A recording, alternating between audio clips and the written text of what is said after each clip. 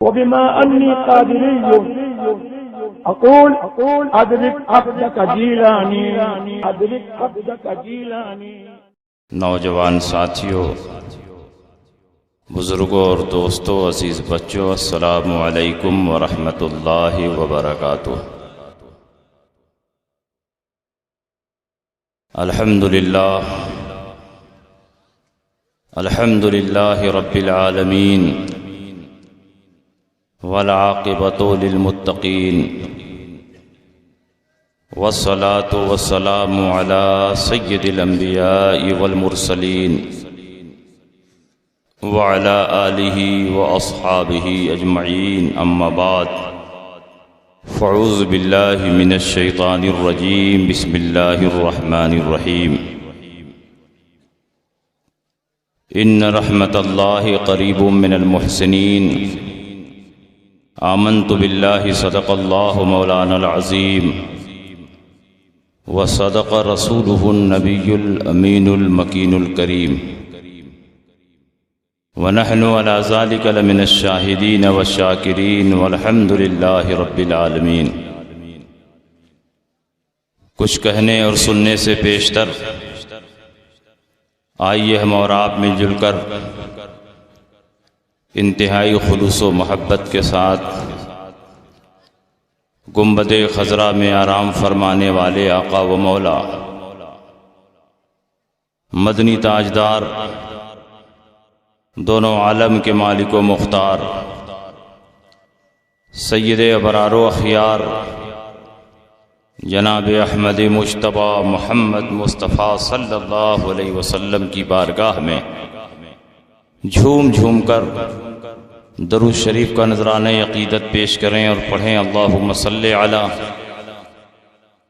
سیدنا و شفیعنا و حبیبنا و مولانا محمد مبارک وسلم، صلاۃ و سلاما علیک یا رسول اللہ صلی اللہ تعالی علیہ وسلم۔ میں نے جس آیت کریمہ کی تلاوت کی، اللہ رب العزت ارشاد فرماتا ہے، ان رحمت اللہ قریب من المحسنین، اللہ کی رحمت محسنین سے قریب ہے۔ اس آیت کریمہ میں محسن کا کیا معنی ہے؟ عام طور پر لوگ سمجھتے ہیں کہ بوقت ضرورت جس نے میری مدد کر دی وہ میرا محسن ہے۔ اس آیت کریمہ میں محسن کا وہ معنی مراد ہے جو حدیث جبریل میں موجود ہے۔ جبریل امین بارگاہ مصطفیٰ میں حاضر ہوئے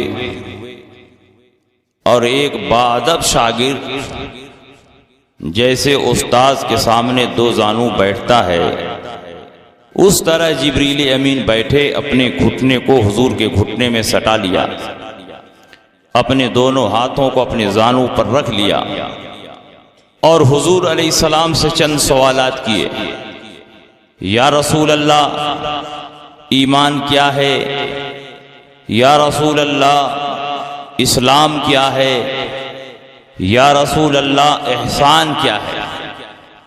صحابہ حیران ہیں کہ یہ ہماری آبادی کے نہیں لگتے، ورنہ چہرہ جانا پہچانا ہوتا، اور کسی دور دراز جگہ سے سفر کر کے اگر آتے تو چہرے پر جسم پر سفر کے آثار ہوتے، لیکن چہرے پر جسم پر سفر کے آثار بھی نہیں ہیں، تو اس سے پتہ چلتا ہے کہ کسی دور دراز شہر سے سفر کر کے بھی نہیں آ رہے۔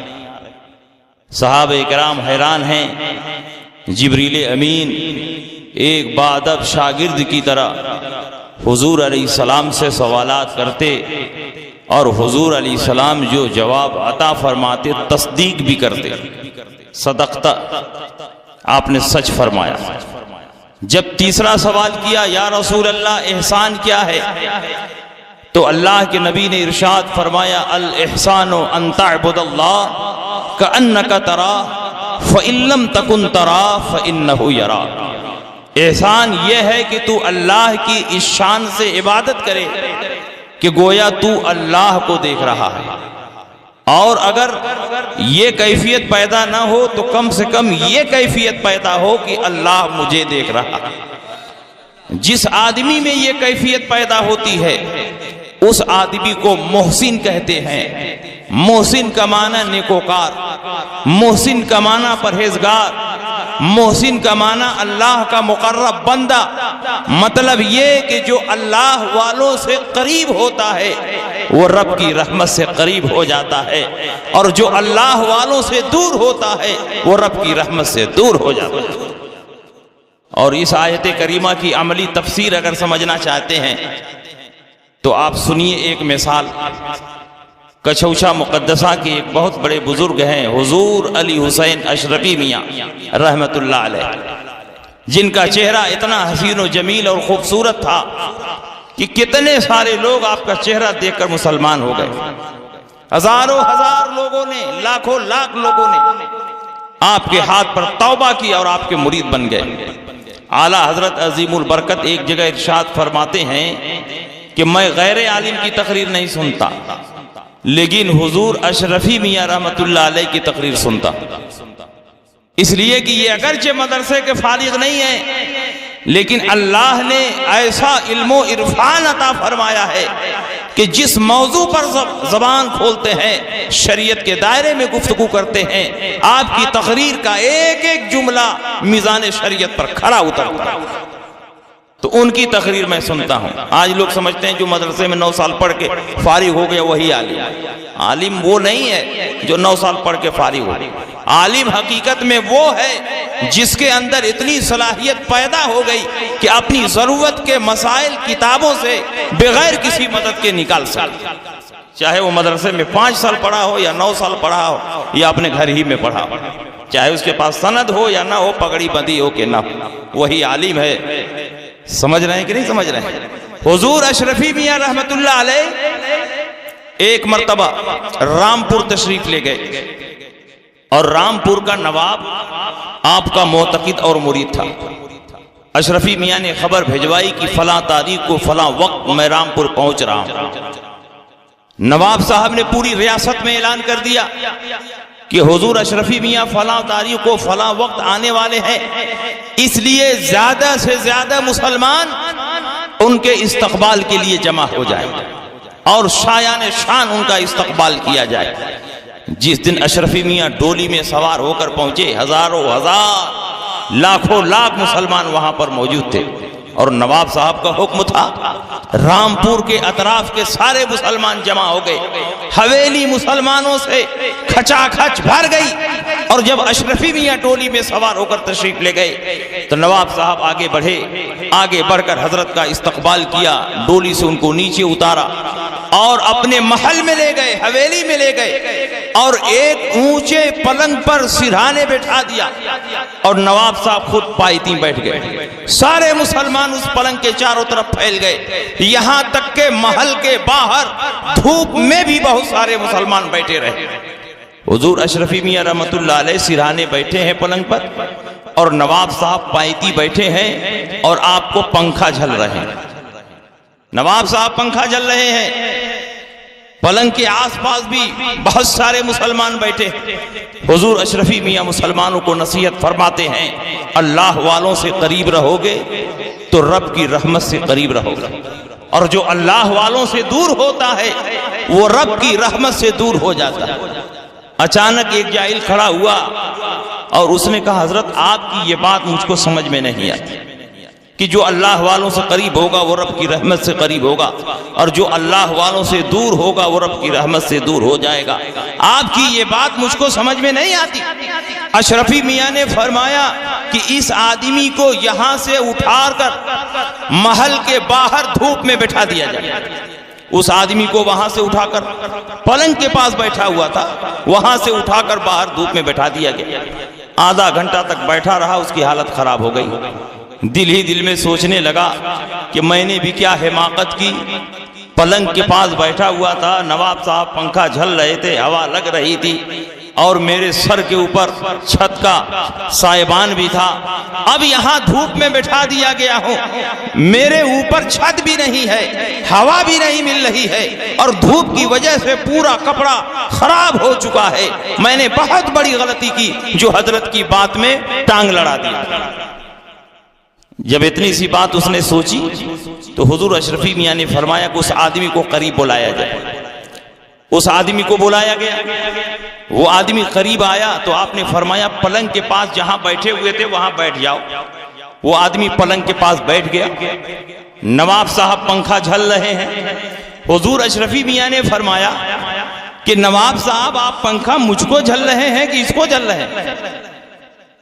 تو آپ نے فرمایا کہ نہیں، میں پنکھا حضور آپ کو جھل رہا ہوں، میں بھلا اس آدمی کو کیوں پنکھا جھلوں گا؟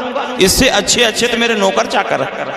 اشرفی میاں نے فرمایا لیکن ہوا تو اس کو بھی لگ رہی ہے، اگر آپ پنکھا میرے لیے جھل رہے ہیں تو ہوا تو اس کو بھی لگ رہی ہے۔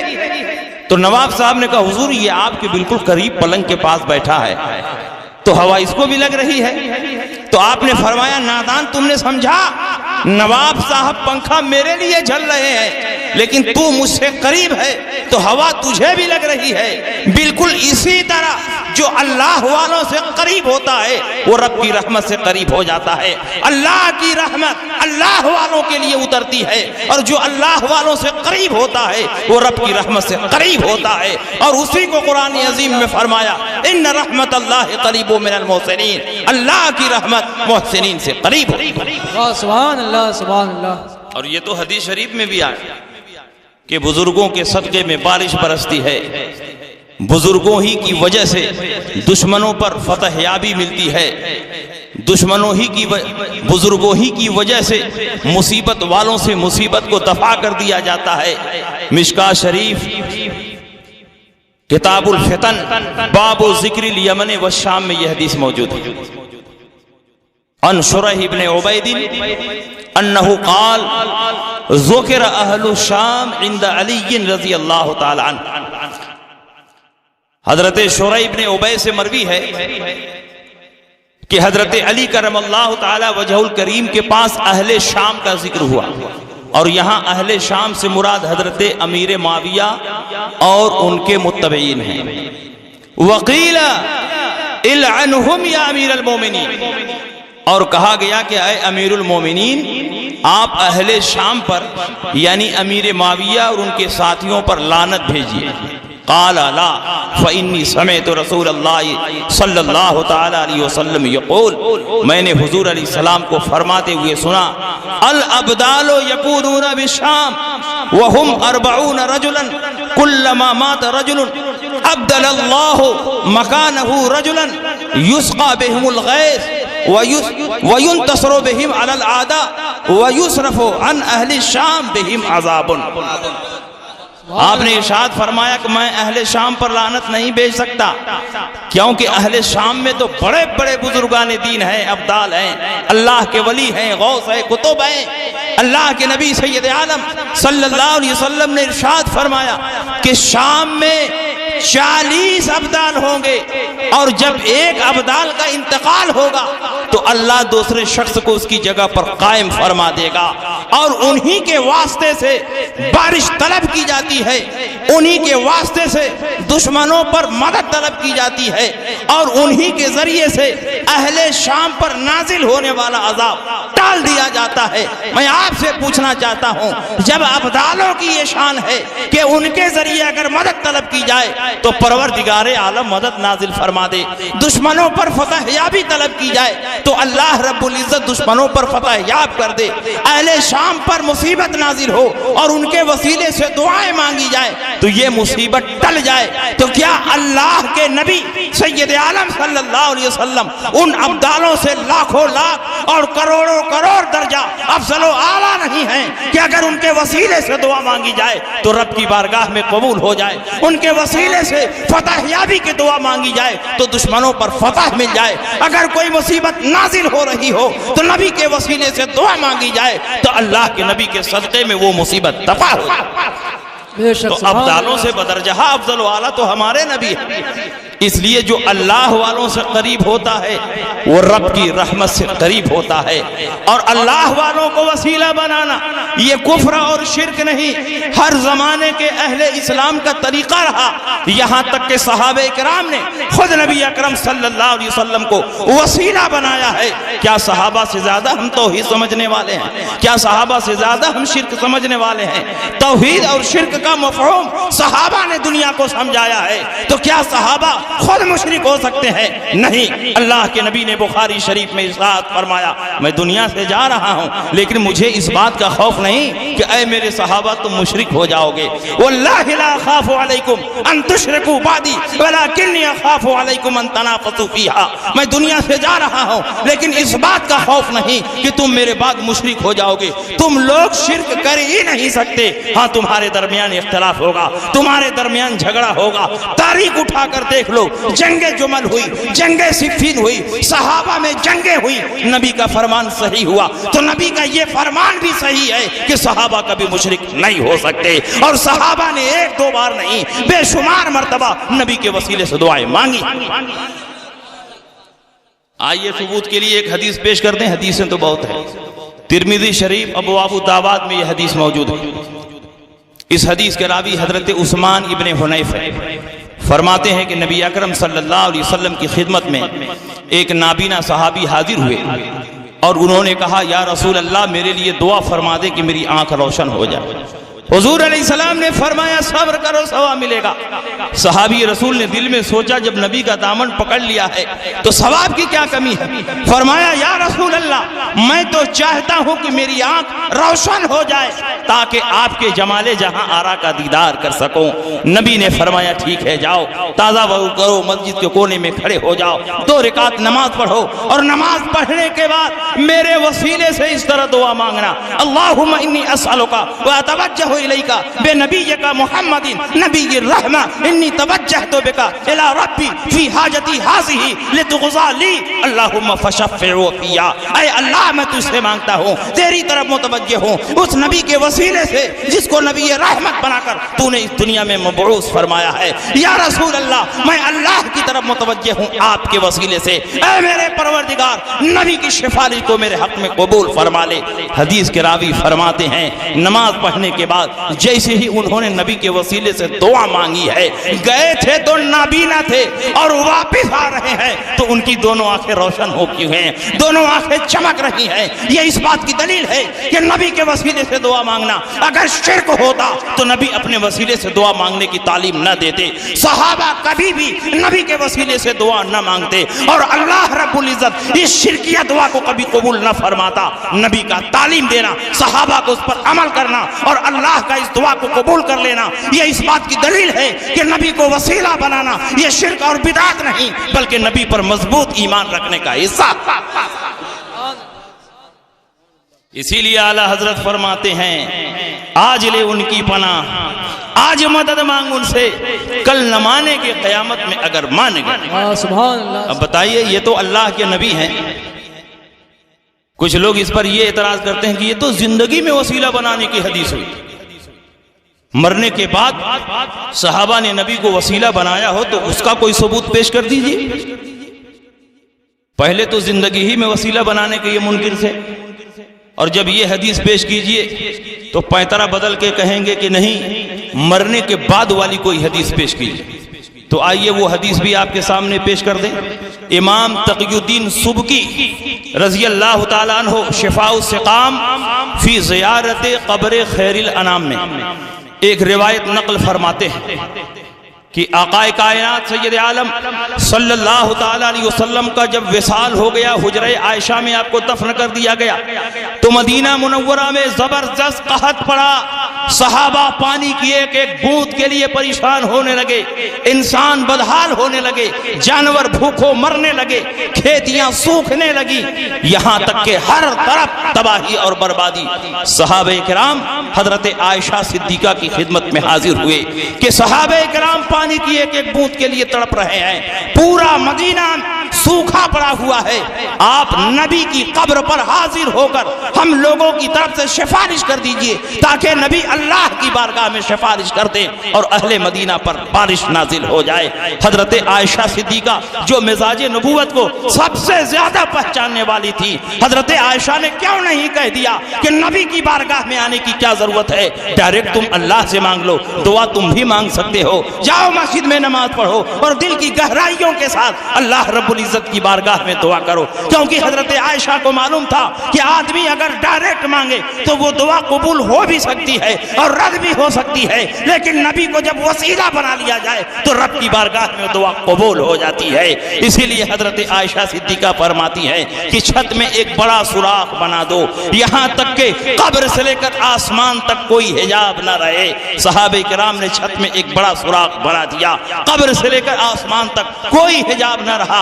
अब हजरत आयशा सिद्दीका कब्र नबी पर हाजिर हुई और फरमाती है, या रसूल अल्लाह, आपके सहाबा हाजिर हैं, पानी की एक एक बूंद के लिए तड़प रहे हैं, मदीने में कहत पड़ा हुआ है, अल्लाह की बारगाह में सिफारिश कर दे कि मदीना वालों पर बारिश नाजिल हो जाए। अभी आयशा सिद्दीका के कलेमात मुकम्मल नहीं हुए हैं कि बादल का एक टुकड़ा आता है और मदीने में बारिश होने लगती है। इतनी बारिश होती है, इतनी बारिश होती है कि पूरा मदीना जलथल हो जाता है।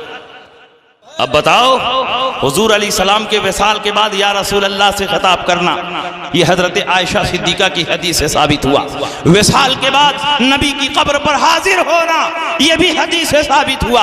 कोई ये कह सकता है कि हजरत उमर इब्ने खत्ताब के जमाने में एक मरतबा कहत पड़ा तो हजरत उमर इब्ने खत्ताब हजरत अब्बास को लेकर मैदान में पहुंचे, नमाज इस्तिस्का अदा की और उसके बाद हजरत अब्बास का हाथ पकड़कर आपने इरशाद फरमाया कि पहले हम हुजूर के वसीले से दुआ मांगते थे, अल-आन नहनु नतवस्सलु बिअम्मि रसूलिल्लाह, और अब हम अल्लाह के नबी के चचा के वसीले से दुआ मांग रहे हैं। कोई कह सकता है कि हजरत उमर इब्ने खत्ताब ने नबी को क्यों नहीं वसीला बनाया, क्यों नबी के चचा को वसीला बनाया जो जिंदा थे। आइए मैं उसका भी जवाब दे दूं ताकि हर तरफ से दरवाजा बंद हो जाए और कहीं से इस अकीदे में सेंध मारने की गुंजाइश न रह जाए। इमाम तकीउद्दीन सुबकी ने से काम फी ज़ियारत क़ब्र खैरुल अनाम में इसका जवाब तहरीर फरमाया है कि हजरत आयशा हजरत अब्बास रज़ी अल्लाह ताला अन्हो को बहुत ज्यादा इस बात की शिकायत थी कि हुजूर अलैहि सलाम के जाने के बाद अब सहाबा का अमल मेरे साथ बदल गया है, सहाबा का रवैया बदल गया है। जब तक नबी इस दुनिया में रहे सहाबा मेरी बड़ी ताज़ीम और तौक़ीर करते थे, लेकिन जब नबी दुनिया से रुखसत हुए तो अब सहाबा मुझको उतनी ताज़ीम और तौक़ीर नहीं करते हैं जितनी नबी के जमाने में करते थे, उतनी अहमियत नहीं देते हैं जितनी नबी के जमाने में देते थे। हजरत उमर इब्ने खत्ताब ने उनकी इसी शिकायत को दूर करने के लिए उनका हाथ पकड़कर फरमाया कि पहले हम नबी के वसीले से दुआ मांगते थे, अल-आन नहनु नतवस्सलु बिअम्मि रसूलिल्लाह, अब हम रसूलुल्लाह के चचा के वसीले से दुआ मांग रहे हैं। गोया हजरत उमर हजरत अब्बास को यह मैसेज दे रहे हैं कि हमारी नजर में आपकी वो हैसियत है कि पहले हम हुजूर के वसीले से दुआ मांगते थे और आज हमारी नजर में आपकी इतनी ज्यादा हैसियत है कि आज हम आपके वसीले से दुआ मांग रहे हैं। इसलिए यह ना समझा जाए कि हमारे दिल में और हमारी नजर में आपकी इज्जत कुछ कम हुई है, बल्कि नबी के जमाने में जो इज्जत थी आज भी वही इज्जत है और हमेशा आपकी इज्जत रहेगी।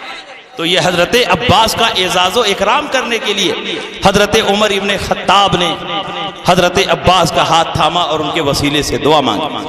तो नबी के वसीले से दुआ मांगना ये किताब व सुन्नत से साबित है। और नबी तो नबी हैं, नबी का मजहर बनकर आता है वली।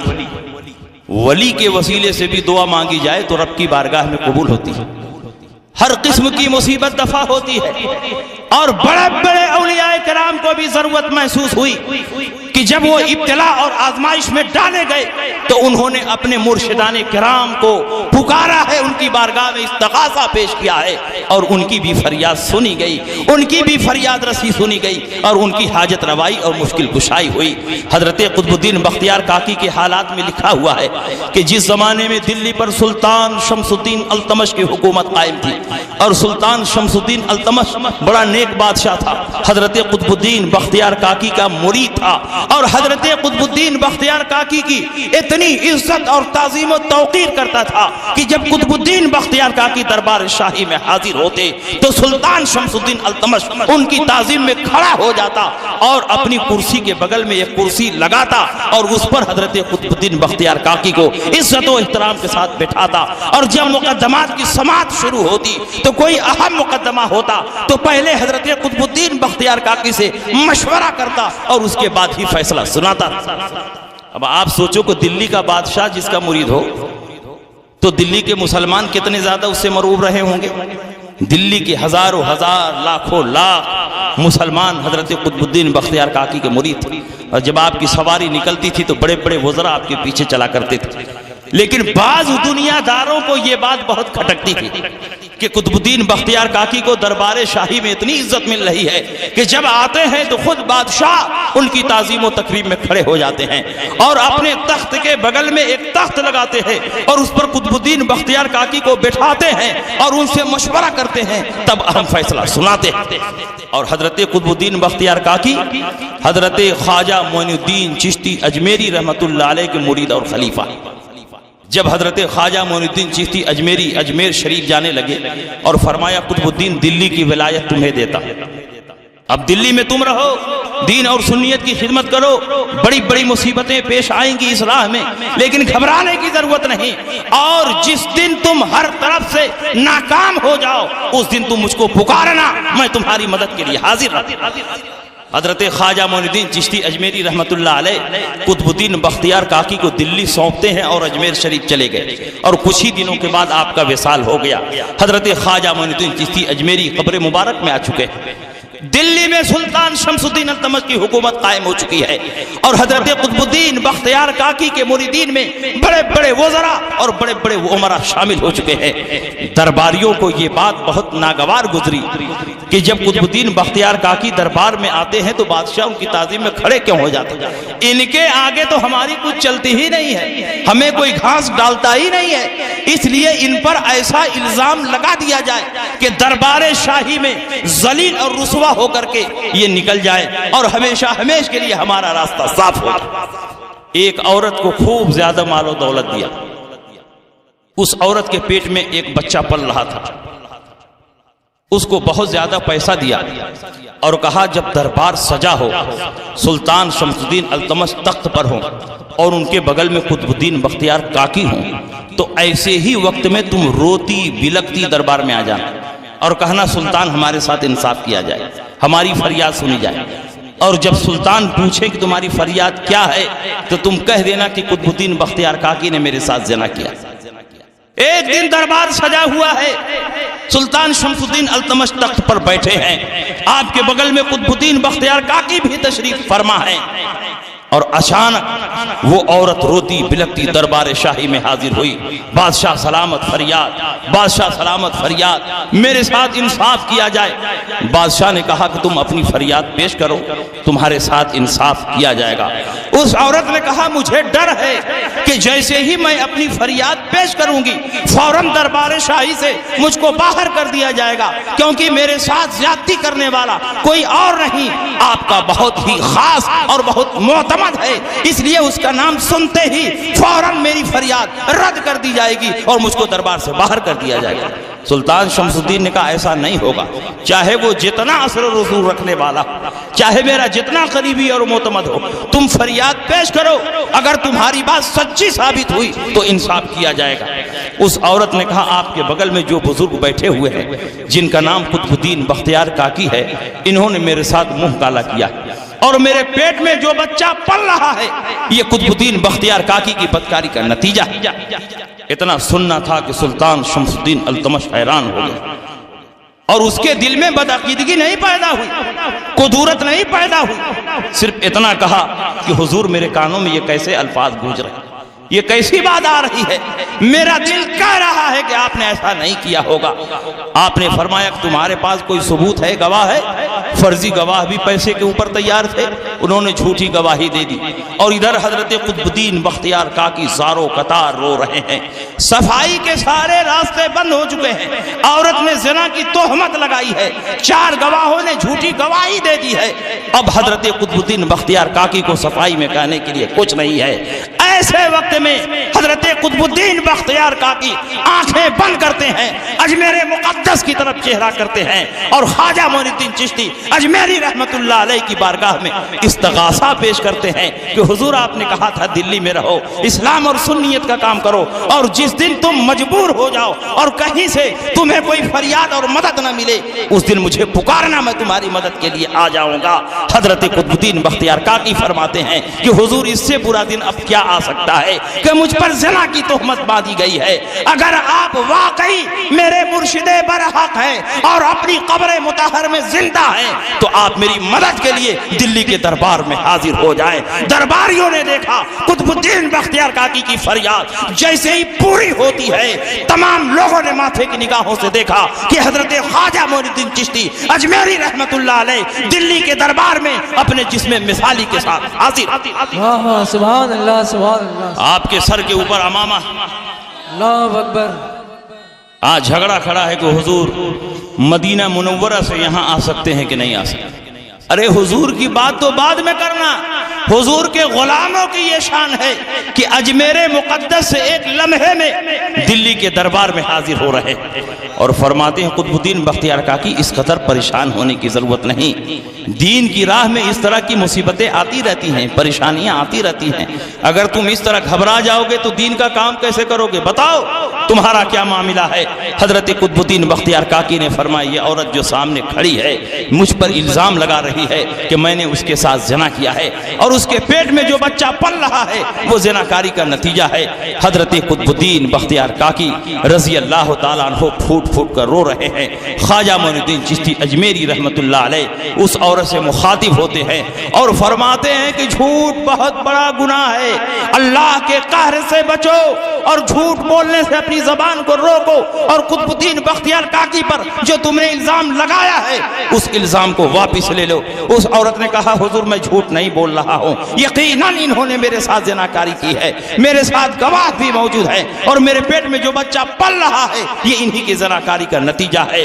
خواجہ معین الدین چشتی اجمیری رحمت اللہ علیہ فرماتے ہیں بڑے دربار میں کہ اب تمہارے پیٹ میں پلنے والا بچہ گواہی دے گا کہ وہ کس کا ہے، اور آپ عصائے مبارک سے اس عورت کے پیٹ کی طرف اشارہ کرتے ہیں اور فرماتے ہیں اے فلاں عورت کے پیٹ میں پلنے والے بچے تو خود بتا دے کہ تیرا باپ کون ہے۔ پیٹ سے آواز آتی ہے کہ میں کوئی ناجائز نطفے سے نہیں پیدا ہوں، میں اپنے باپ کی جائز نطفے سے ہوں، یہ عورت میری ماں ہے، فلاں آدمی میرا باپ ہے جو اسی عورت کا شوہر ہے۔ اس عورت کو بہت زیادہ مال دیا گیا ہے تاکہ قطب الدین بختیار کاکی کی شخصیت کو مجروح کرے، ان پر جھوٹا الزام لگائے۔ یہ عورت جھوٹ بول رہی ہے اور قطب الدین بختیار کاکی سچے ہیں۔ میں آپ سے پوچھنا چاہتا ہوں اللہ کے ولیوں کو اللہ کی طرف سے یہ قدرت ملی ہے کہ جب چاہتے ہیں اپنے چاہنے والوں کی مدد کے لیے حاضر ہوتے ہیں، تو نبی کی قدرت کا کیا عالم ہوگا، نبی کی قدرت کی کیا شان ہوگی۔ اسی لیے علامہ ابن حجر مکی رحمت اللہ علیہ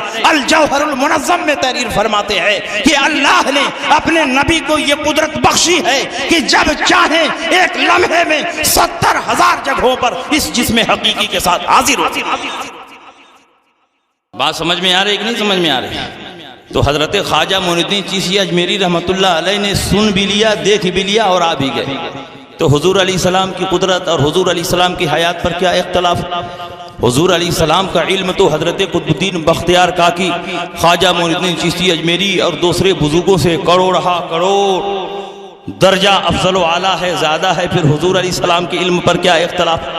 حضور علیہ السلام کو تو اللہ نے وہ علم عطا فرما دیا ہے کہ ما کان سے لے کر ما یکون کا تفصیلی علم محیط پیارے مصطفیٰ کو دے دیا گیا ہے۔ ماضی میں جو کچھ ہو چکا پیارے مصطفیٰ جانتے ہیں، جو کچھ ہو رہا ہے پیارے مصطفیٰ جان رہے ہیں، قیامت تک تک جو کچھ ہونے والا ہے پیارے مصطفیٰ جان رہے ہیں۔ اللہ کے نبی نے ارشاد فرمایا ان اللہ رفع لی الدنیا فانا انظر الیہا والى ما هو کائن فیہا الى یوم القیامہ کانما انظر الى کفی ہذہ، جو کچھ ہو چکا ہے اور جو کچھ قیامت تک دنیا میں ہونے والا ہے اللہ نے سب کو سمیٹ کر میرے نگاہوں کے سامنے رکھ دیا ہے۔ میں تمام چیزوں کا مشاہدہ ایسے ہی کرتا ہوں جیسے ہاتھ کی ہتھیلی کا مشاہدہ کرتا ہوں۔ اللہ کے نبی نے ارشاد فرمایا قام فینا النبی صلی اللہ علیہ وسلم مقاما فاخبرنا عن بدء الخلق حتى دخل اہل الجنت منازلہم واہل النار منازلہم۔ حضور علیہ السلام ہمارے درمیان خطبہ دیتے ہوئے کھڑے ہوئے اور انسانوں کی پیدائش سے لے کر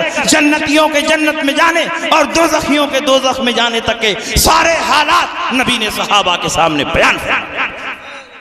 تو حضور علیہ السلام کے علم پر کیا بحث ہو رہی ہے؟ حضور علیہ السلام کو تو اللہ نے اتنا علم عطا فرمایا ہے کہ تمام اولین و آخرین کا علم آپ کے علم میں جمع فرما دیا۔ اوتیت علم الاولین والآخرین، میں تمام اولین و آخرین کا علم رکھتا ہوں۔ نبی کے علم میں تمام اولین و آخرین کے علم کو جمع فرما دیا گیا ہے۔ اسی لیے اللہ کے نبی قبرستان سے گزرتے ہیں تو مردوں کے حالات بھی دیکھ رہے ہیں، نبی مکے میں ہوتے ہیں تو مدینے کے حالات کو دیکھتے ہیں۔ کیا آپ نے بخاری شریف میں یہ حدیث نہیں پڑھی؟ مرن نبی صلی اللہ علیہ وسلم بقبرین فقال انہما ليعذبان وما يعذبان في كبير اما احدهما فكان لا يستتر من البول واما الاخر فكان يمشي بالنميمه فاخذ جريده رطبه وشقها شقين وغرس في كل قبر واحده فقالوا لما فعلت يا رسول الله فقال لعل الله ان يخفف عذابهما ما لم ييبسا۔ اللہ کے نبی دو تازہ قبروں کے پاس سے گزر رہے ہیں اور اللہ کے نبی فرماتے ہیں ان دونوں قبر والوں پر عذاب ہو رہا ہے، یہ دونوں عذاب میں مبتلا ہیں۔ صحابہ نے یہ نہیں کہا یا رسول اللہ قبر کے اندر چھپی ہوئی چیزوں کا آپ مشاہدہ کیسے کر سکتے ہیں؟ آپ کو تو غیب کا علم نہیں ہے، اس لیے کہ وہ صحابی تھے، ان کو معلوم تھا کہ نبی جیسے سامنے کی چیزوں کو دیکھتے ہیں زمین کی تہوں میں چھپی ہوئی چیزوں کو بھی دیکھتے ہیں۔ اللہ کے نبی نے فرمایا ان دونوں قبر والوں پر عذاب ہو رہا ہے، وما يعذبان في كبير، اور کسی بڑے مسئلے میں عذاب نہیں ہو رہا ہے، دو چھوٹی بات پر عذاب ہو رہا ہے۔ ایک آدمی پیشاب کی شیٹ سے نہیں بچتا تھا اس لیے اس کو عذاب دیا جا رہا ہے، اور دوسرا آدمی چغل خوری سے نہیں بچتا تھا اس لیے اس کو عذاب دیا جا رہا ہے۔ اب آپ خود بتائیے کہ پیشاب کی شیٹ سے بچنا کوئی مشکل کام ہے؟ آدمی بیٹھ کر سنت کے مطابق پیشاب کرے تو پیشاب کی شیٹ سے بچ سکتا ہے کہ نہیں؟ اور بیل کی طرح کھڑے ہو کر پیشاب کرے گا تو پیشاب کی شیٹ سے نہیں بچ پائے گا۔ تو اگر بچنا چاہے تو اس کے لیے مشکل نہیں، بہت چھوٹا کام ہے۔ اور دوسرا آدمی چغل خوری سے نہیں بچتا تھا، ادھر کی لکڑی ادھر لگاتا تھا، زبان کی حفاظت کرتا تو چغل خوری سے بچ جاتا۔ اسی لیے ان دونوں قبر والوں پر عذاب ہو رہا ہے۔ اور نبی نے جب دیکھ لیا کہ ان دونوں پر عذاب ہو رہا ہے تو نبی کی شان رحمت کیسے گوارا کر سکتی ہے کہ ان کو عذاب میں چھوڑ کر آگے بڑھ جائیں؟ نبی ٹھہر گئے اور آپ نے کھجور کی ایک شاخ توڑی، اس کو دو حصوں میں پھاڑا اور دونوں قبروں پر ایک ایک شاخ گاڑ دیا۔ صحابہ نے پوچھا یا رسول اللہ آپ نے ایسا کیوں کیا؟ نبی نے فرمایا لعل اللہ ان یخفف عذابہما ما لم یبسا۔ یہاں پر لعل کلام نبی میں واقع ہے، اور لعل جب اللہ رسول کے کلام میں واقع ہوتا ہے تو وہ ترجی کے معنی میں نہیں ہوتا، تحقیق کے معنی میں ہوتا ہے۔ مطلب یہ ہے کہ یقیناً جب تک یہ شاخیں ہری بھری رہے گی اللہ کی تسبیح بیان کریں گی، اور جب تک تسبیح بیان کریں گی مردوں کے عذاب قبر میں تخفیف ہوتی رہتی ہے۔ اب آپ بتاؤ اگر شاخ اللہ کی تسبیح بیان کرے، اگر شاخ اللہ کا ذکر کرے تو مردوں کے عذاب میں کمی ہو جائے، اور ایک مسلمان قبر کے پاس کھڑے ہو کر اذان دے اور اذان بھی ذکر الہی ہے تو کیا اسے عذاب قبر میں تخفیف نہیں ہو سکتی ہے؟ یقیناً ہوگی۔ جب شاخوں کے ذکر سے قبر والوں کے عذاب میں تخفیف ہوتی ہے تو کوئی سننے صحیح العقیدہ انسان اگر قبر کے پاس کھڑا ہو کر اذان دے اور اذان بھی بلا شبہ ذکر الہی ہے تو اس سے بھی مردوں کے عذاب میں تخفیف ہوگی۔ نبی اکرم نے فرمایا کہ جب تک یہ شاخ ہری بھری رہے گی اللہ کی تسبیح بیان کرے گی، اور جب تک تسبیح بیان کرے گی قبر والوں کے عذاب میں تخفیف ہوتی رہے گی۔ اسی سے سمجھ میں آ گیا کہ قبر پر گلاب ڈالنا یہ بدعت نہیں، اسی حدیث سے ثابت ہے۔ قبر پر گلاب ڈالنا یہ اسی حدیث سے ثابت ہے۔ اب کوئی کہے کہ حدیث میں گلاب کہاں؟ حضور علیہ السلام نے تو قبر پر کھجور کی شاخ گاڑی تھی، تو کھجور کی شاخ گاڑنا حضور کی سنت ہے، گلاب ڈالنا یہ تو اس حدیث سے ثابت نہیں ہوا۔ لیکن میں بتانا چاہتا ہوں کہ فقہائے کرام علت کی بنیاد پر حکم کا استنباط کرتے ہیں، اور یہاں علت کیا بیان کی گئی؟ جب تک یہ شاخ ہری بھری رہے گی اللہ کی تسبیح بیان کرے گی اور ان کے عذاب قبر میں تخفیف ہوتی رہے گی۔ تو گلاب کا پھول بھی جب تک ہرا بھرا رہے گا یہ بھی اللہ کی تسبیح بیان کرے گا، اللہ کا ذکر کرے گا، اور جب تک اللہ کا ذکر کرتا رہے گا مردوں کے عذاب میں کمی ہوتی رہتی۔ علت کی بنیاد پر احکام مستنبط ہوتے ہیں۔ مثال کے طور پر حضور علیہ السلام نے فرمایا، اس حدیث کے راوی حضرت انس بن مالک رضی اللہ تعالی عنہ، شرب النبی صلی اللہ علیہ وسلم لبنا ومزمز وقال ان له دسما، حضور علیہ السلام نے دودھ پیا اور اس کے بعد کلی کی، اور فرمایا اس لیے کلی کی کہ دودھ میں چکناہٹ ہوتی ہے۔ تو کلی کرنے کی علت اور ریزن نبی نے بیان فرما دیا کہ دودھ پینے کے بعد اس لیے کلی کی کہ دودھ میں چکناہٹ ہوتی ہے۔ اسی سے فقہائے کرام نے مسئلہ نکال لیا کہ جن جن چیزوں میں چکناہٹ ہوتی ہے اس کو کھانے کے بعد کلی کرنا چاہیے اور اس کے بعد ہی مسجد میں جانا چاہیے۔ اب کوئی آدمی پلاؤ کھائے تو اسی حدیث کی روشنی میں ثابت ہوا کہ وہ کلی کرے اس کے بعد مسجد میں جائے، کوئی زردہ کھائے تو کلی کرے پھر مسجد میں جائے، کوئی بریانی کھائے تو کلی کرے پھر مسجد میں جائے، کوئی پکوڑی کھائے تو کلی کرے پھر مسجد میں جائے۔ اب کوئی بیوقوف کھڑا ہو جائے اور کہے حدیث میں پکوڑی دکھائیے، حدیث میں بریانی دکھائیے، تو حدیث میں بریانی نہیں ملے گی، پکوڑی نہیں ملے گی۔ لیکن جس علت کی بنیاد پر نبی نے دودھ پینے کے بعد کلی کی ہے وہی علت بریانی میں بھی موجود ہے، وہی علت زردے میں بھی موجود ہے، وہی علت لسی میں بھی موجود ہے، وہی علت پکوڑی میں بھی موجود ہے۔ تو اسی سے ثابت ہوگا کہ ان چیزوں کو کھانے کے بعد بھی کلی کرنا چاہیے اور اس کے بعد ہی مسجد میں جانا چاہیے۔ تو جو علت حضور علیہ السلام نے کھجور کی شاخ میں بیان کی کہ یہ شاخ ہری بھری رہے گی تو تسبیح بیان کرے گی، کیونکہ پیڑ پودے جب تک ہرے بھرے رہتے ہیں اللہ کی تسبیح بیان کرتے ہیں، اور جب تک یہ شاخ ہری بھری رہے گی اللہ کی تسبیح بیان کرتی رہے گی، اور جب تک تسبیح بیان کرے گی عذاب قبر میں تخفیف ہوتی رہے گی۔ تو گلاب کا پھول بھی جب تک قبر پر ہرا بھرا رہے گا اللہ کی تسبیح بیان کرے گا، اور جب تک تسبیح بیان کرے گا مردوں کے عذاب میں تخفیف ہوتی رہتی۔ حضور کے زمانے میں کھجور کی شاخ آسانی سے مل جاتی تھی اور ہمارے زمانے میں گلاب کا پھول آسانی سے مل جا رہا۔ تو جو حضور کو آسانی سے مل گیا وہ حضور نے ڈال دیا، اور ہمیں گلاب کا پھول آسانی سے مل رہا ہے تو ہم گلاب کا پھول ڈال رہے ہیں۔ تو گلاب کا پھول ڈالنا یہ بدعت نہیں، اس کی بنیاد یہی حدیث ہے۔ تو اب بتائیے نبی اکرم صلی اللہ علیہ وسلم کو قبر والوں کے حالات سے واقفیت ہوئی کہ نہیں ہوئی؟ اگر نبی کو غیب کا علم نہ ہوتا تو قبر والوں پر کیا ہو رہا ہے کیا نہیں ہو رہا ہے کس وجہ سے ہو رہا ہے اس کا علم حضور علیہ السلام کو کیسے ہوتا؟ اس سے یہ ثابت ہو گیا کہ حضور علیہ السلام زمین کے اندر کی چھپی ہوئی چیزوں کو بھی دیکھتے ہیں۔ مگر آج کچھ لوگ کہتے ہیں نبی کو پیٹھ پیچھے کا علم نہیں، اور بخاری شریف میں اتفاق سے ایک ایسی حدیث مل گئی کہ جس حدیث سے یہی ثابت ہوتا ہے کہ حضور کو پیٹھ پیچھے کا علم ہے۔ آئیے بخاری شریف جلد اول کتاب الصلاۃ باب من رکع دون السب کی حدیث آپ کے سامنے پیش کر دیں۔ یہ حدیث اس مسئلے سے متعلق ہے کہ اگر کوئی آدمی مسجد کے دروازے ہی پر کھڑے ہو کر، یعنی صف میں پہنچنے سے پہلے پہلے مسجد کے دروازے پر کھڑے ہو کر نیت باندھ کر رکوع کر لے اور رکوع میں چلتا ہوا صف میں مل جائے تو اس کی نماز ہوگی کہ نہیں ہوگی؟ اسی سلسلے میں یہ حدیث وارد ہوئی ہے۔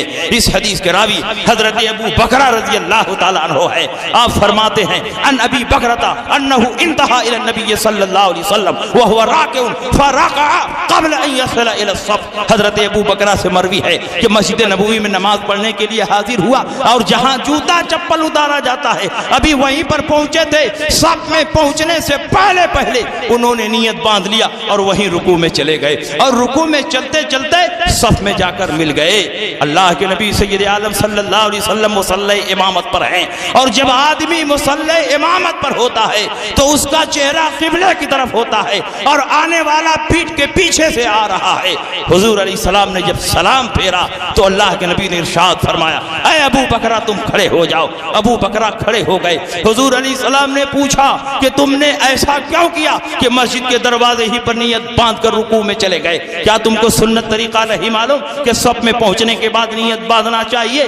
حضرت ابو بکرہ رضی اللہ تعالیٰ عنہ نے یہ نہیں کہا یا رسول اللہ آپ کا چہرہ تو قبلے کی طرف تھا اور میں پیٹھ کے پیچھے سے آیا اور آپ کو پیٹھ پیچھے کا علم نہیں، تو کیسے آپ نے جان لیا کہ ابو بکرہ نے کس طرح نماز شروع کی؟ اس لیے کہ وہ صحابی تھے، انہیں معلوم تھا کہ نبی جیسے آگے دیکھتے ہیں ویسے ہی پیچھے دیکھتے ہیں، ویسے ہی دائیں دیکھتے ہیں، ویسے ہی بائیں دیکھتے ہیں۔ شش جہاد نبی کے نگاہوں کے سامنے ہے، کیونکہ یہ وہ نبی ہے کہ قبرستان سے گزرتے ہیں تو مردوں کے حالات کو دیکھتے ہیں، کس پر عذاب ہو رہا ہے، کس کو ثواب دیا جا رہا ہے۔ یہ وہ نبی ہے کہ مصلی امامت پر کھڑے ہوتے ہیں تو پیچھے آنے والوں کی پوری کیفیت کو ملاحظہ فرماتے ہیں، کیونکہ نبی نے ارشاد فرمایا، بخاری کی حدیث ہے، انکم ترون قبلتی ہا ہونا، تم سمجھتے ہو کہ میرا چہرہ قبلے کی طرف ہوتا ہے اور میں تم کو نہیں دیکھتا ہوں؟ واللہ انی لاراکم وراء ظہری کما اراکم امامی، میں تم کو پیٹھ کے پیچھے ایسے ہی دیکھتا ہوں جیسے آگے دیکھتا ہوں۔ اما لا یخفی علی رکوعکم ولا خشوعکم،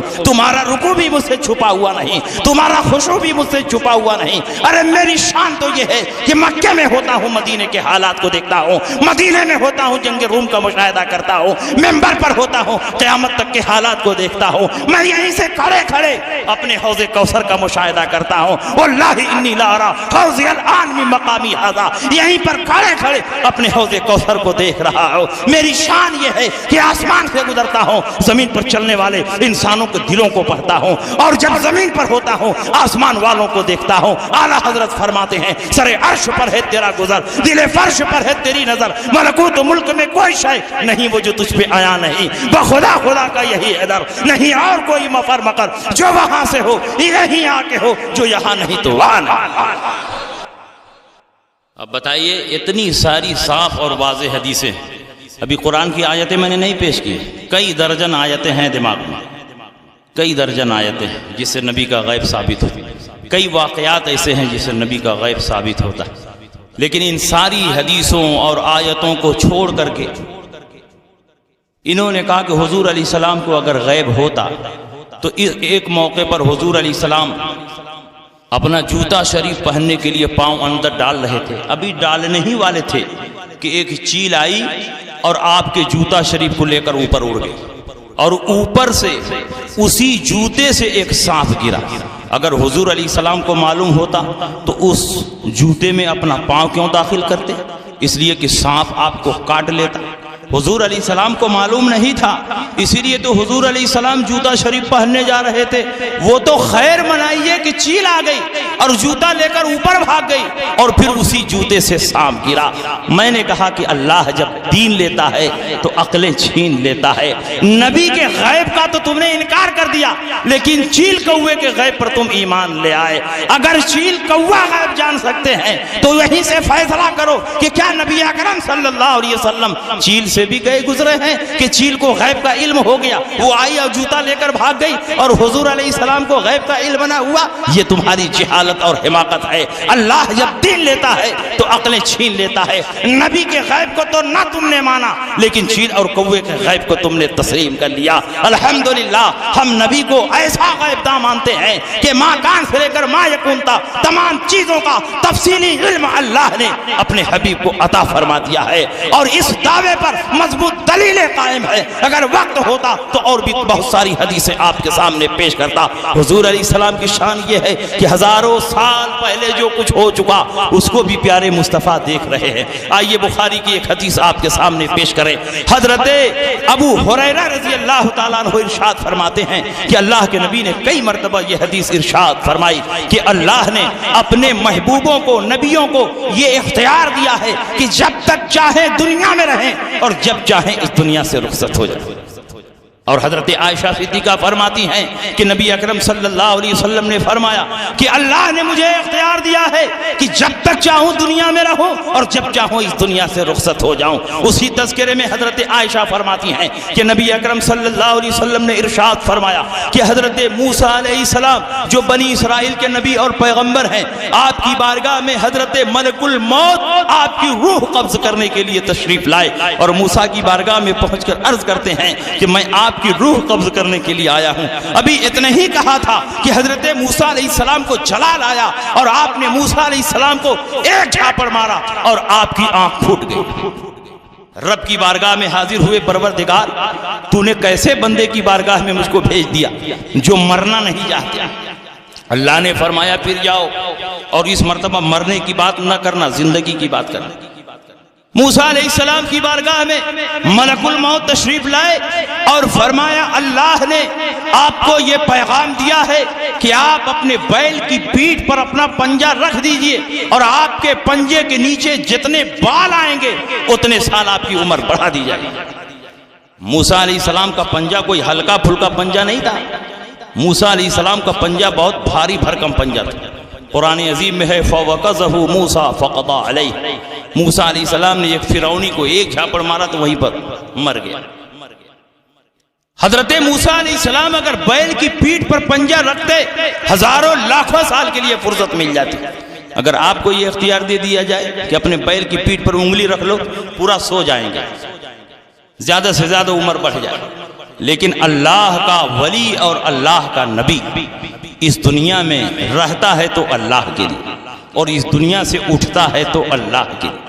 موسیٰ علیہ السلام کا پنجہ اتنا بھاری بھرکم ہے بھی تھا، نبی اکرم صلی اللہ علیہ وسلم ارشاد فرماتے ہیں موسیٰ رجل طوال کأنہ من رجال شنوا، موسیٰ لمبے قد کے انسان تھے جیسے قبیلے شنوا کے لوگ ہوتے ہیں۔ اور اس کے نیچے بخاری میں ایک دوسری حدیث ہے اور تفصیلی، موسیٰ رجل ضرب جعد کأنہ من رجال شنوا، موسیٰ لمبے قد کے گٹھیلے بدن کے گھوریالے بال والے ایک خوبصورت انسان تھے جیسے قبیلے بنو شنوا کے لوگ ہوتے ہیں۔ جب موسیٰ علیہ السلام لمبے قد کے گٹھیلے بدن کے تھے تو ان کا پنجہ بھی بہت بھاری بھرکم رہا ہوگا۔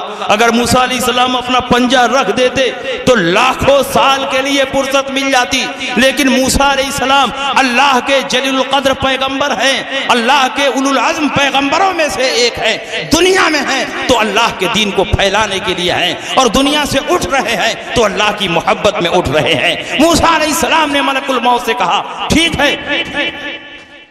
موسیٰ علیہ السلام نے فرمایا کہ اللہ کا یہ پیغام لے کر آئے ہو کہ اپنے بیل کی پیٹھ پر پنجہ رکھ دوں تو جتنے بال پنجے کے نیچے آئیں گے اتنے سال عمر بڑھا دی جائے گی۔ ثم ما یکون بعد ذلک، اس کے بعد کیا ہوگا؟ تو حضرت ملک الموت نے فرمایا اس کے بعد مرنا ہے، کیونکہ دنیا میں جو بھی آیا ہے اس کو موت کا مزہ چکھنا ہے۔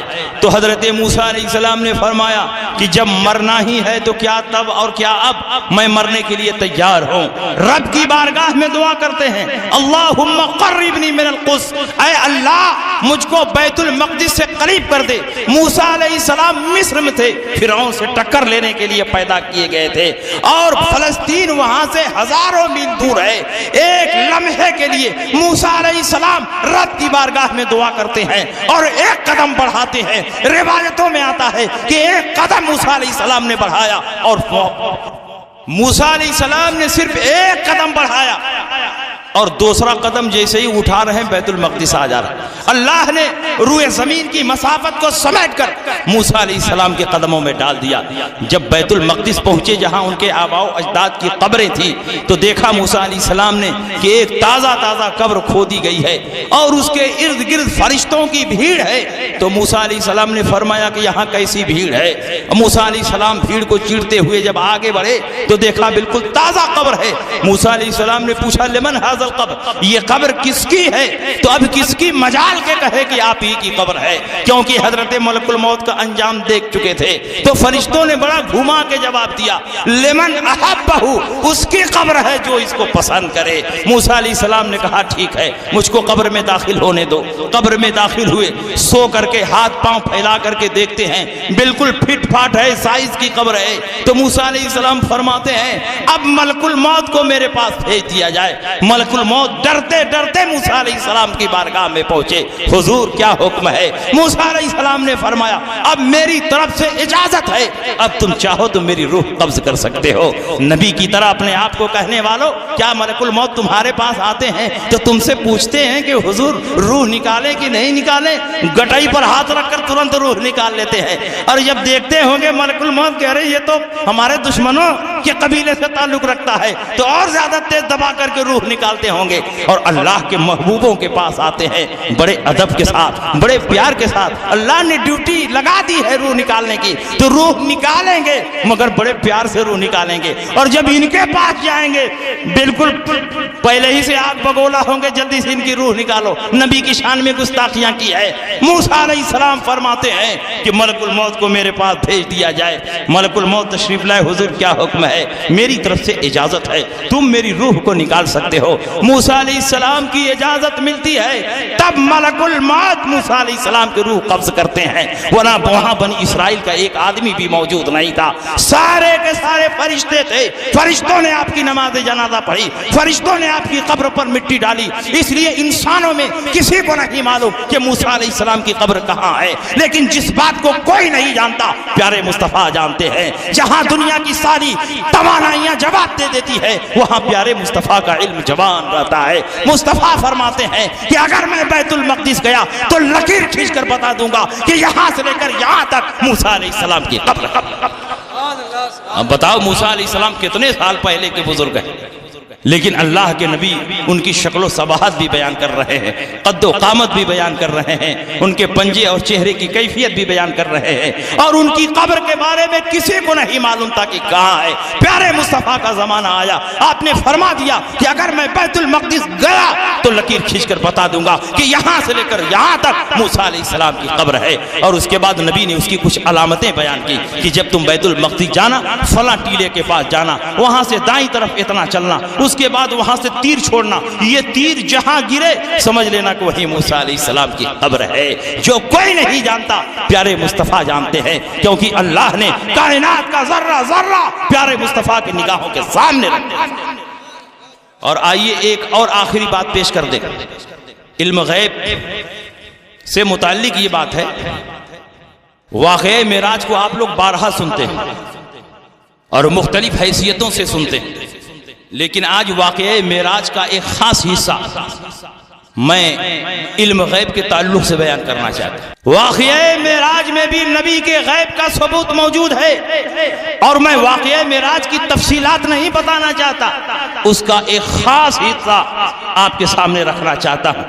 حضرت موسیٰ علیہ السلام نے رب کی بارگاہ میں عرض کی، رب ارنی انظر الیک، اے اللہ میں تجھے دیکھنا چاہتا ہوں۔ تو اللہ رب العزت نے کیا جواب دیا؟ لن ترانی، تو ہرگز نہیں دیکھ سکتا، اس لیے کہ مجھ کو دیکھنے کے لیے لامکان میں آنا پڑے گا، اور لامکان میں آنا پیارے مصطفیٰ کے ساتھ خاص ہے، اس لیے تو مکان میں رہ کر لامکان میں رہنے والی ذات کا مشاہدہ نہیں کر سکتا۔ لیکن موسیٰ علیہ السلام اولو العزم پیغمبر ہیں، اس لیے ان کی دعا کی قبولیت کا انتظام بھی فرمایا، انظر الی الجبل فإن استقر مکانہ فسوف ترانی، تو پہاڑ کی طرف دیکھ، اگر پہاڑ اپنی جگہ پر ٹکا رہ جاتا ہے تو امید ہے کہ تو مجھے دیکھ لے گا۔ فلما تجلی ربہ للجبل جعلہ دکا وخر موسیٰ صعقا، جب اللہ نے طور پہاڑ پر تجلی فرمائی، طور چکنا چور ہو گیا، اور موسیٰ علیہ السلام اسی ایک پل کی تجلی کو دیکھ کر زمین پر غش کھا کر تشریف لائے۔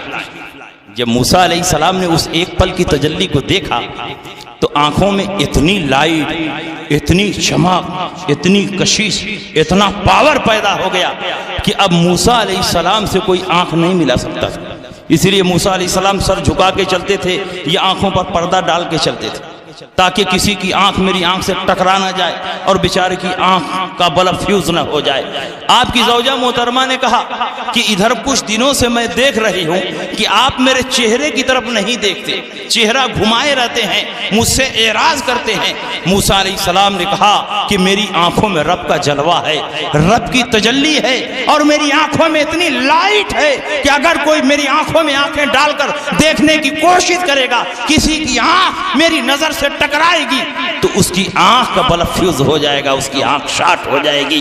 حضرت صفورہ نے کہا کہ اگر آپ کی آنکھوں میں رب کا جلوہ ہے، رب کی تجلی ہے، تب تو میں آپ کی آنکھوں میں جھانک کر رب کا جلوہ دیکھنا چاہتی ہوں، رب کی تجلی دیکھنا چاہتی ہوں۔ موسیٰ علیہ السلام نے فرمایا نہیں، تم کو دیکھنے کی اجازت نہیں ہے۔ حضرت صفورہ نے کہا نہیں، میں دیکھنا چاہتی ہوں۔ موسیٰ علیہ السلام نے کہا نہیں، لیکن حضرت صفورہ نے اتنی ضد کی کہ موسیٰ علیہ السلام نے فرمایا ٹھیک ہے، اگر تم دیکھنا چاہتی ہو تو ایک آنکھ کو بند کر لو اور ایک ہی آنکھ سے دیکھو، تاکہ پھوٹے تو ایک ہی آنکھ پھوٹے، دوسری آنکھ سلامت رہے۔ حضرت صفورہ نے کہا ٹھیک ہے، ایک آنکھ کو بند کر لیا اور ایک آنکھ سے دیکھا۔ ایک آنکھ سے دیکھا، جیسے ہی موسیٰ علیہ السلام کی آنکھوں سے آنکھ ٹکرائی، جس آنکھ سے دیکھا وہ آنکھ پھوٹ گئی۔ لیکن موسیٰ علیہ السلام کی آنکھوں میں رب کا جو جلوہ تھا، رب کی جو تجلی تھی، اس کا دیدار کرنے کے بعد اتنا کیف، اتنا مزہ، اتنا سرور حاصل ہوا کہ حضرت صفورہ نے یہ دوسری آنکھ بھی کھول دی اور اس سے بھی دیکھنے لگی، اور جب اس سے دیکھی تو یہ آنکھ پھوٹ گئی، اور یہ پہلی والی جو پھوٹی ہوئی آنکھ تھی وہ اللہ کے کرم سے صحیح ہو گئی۔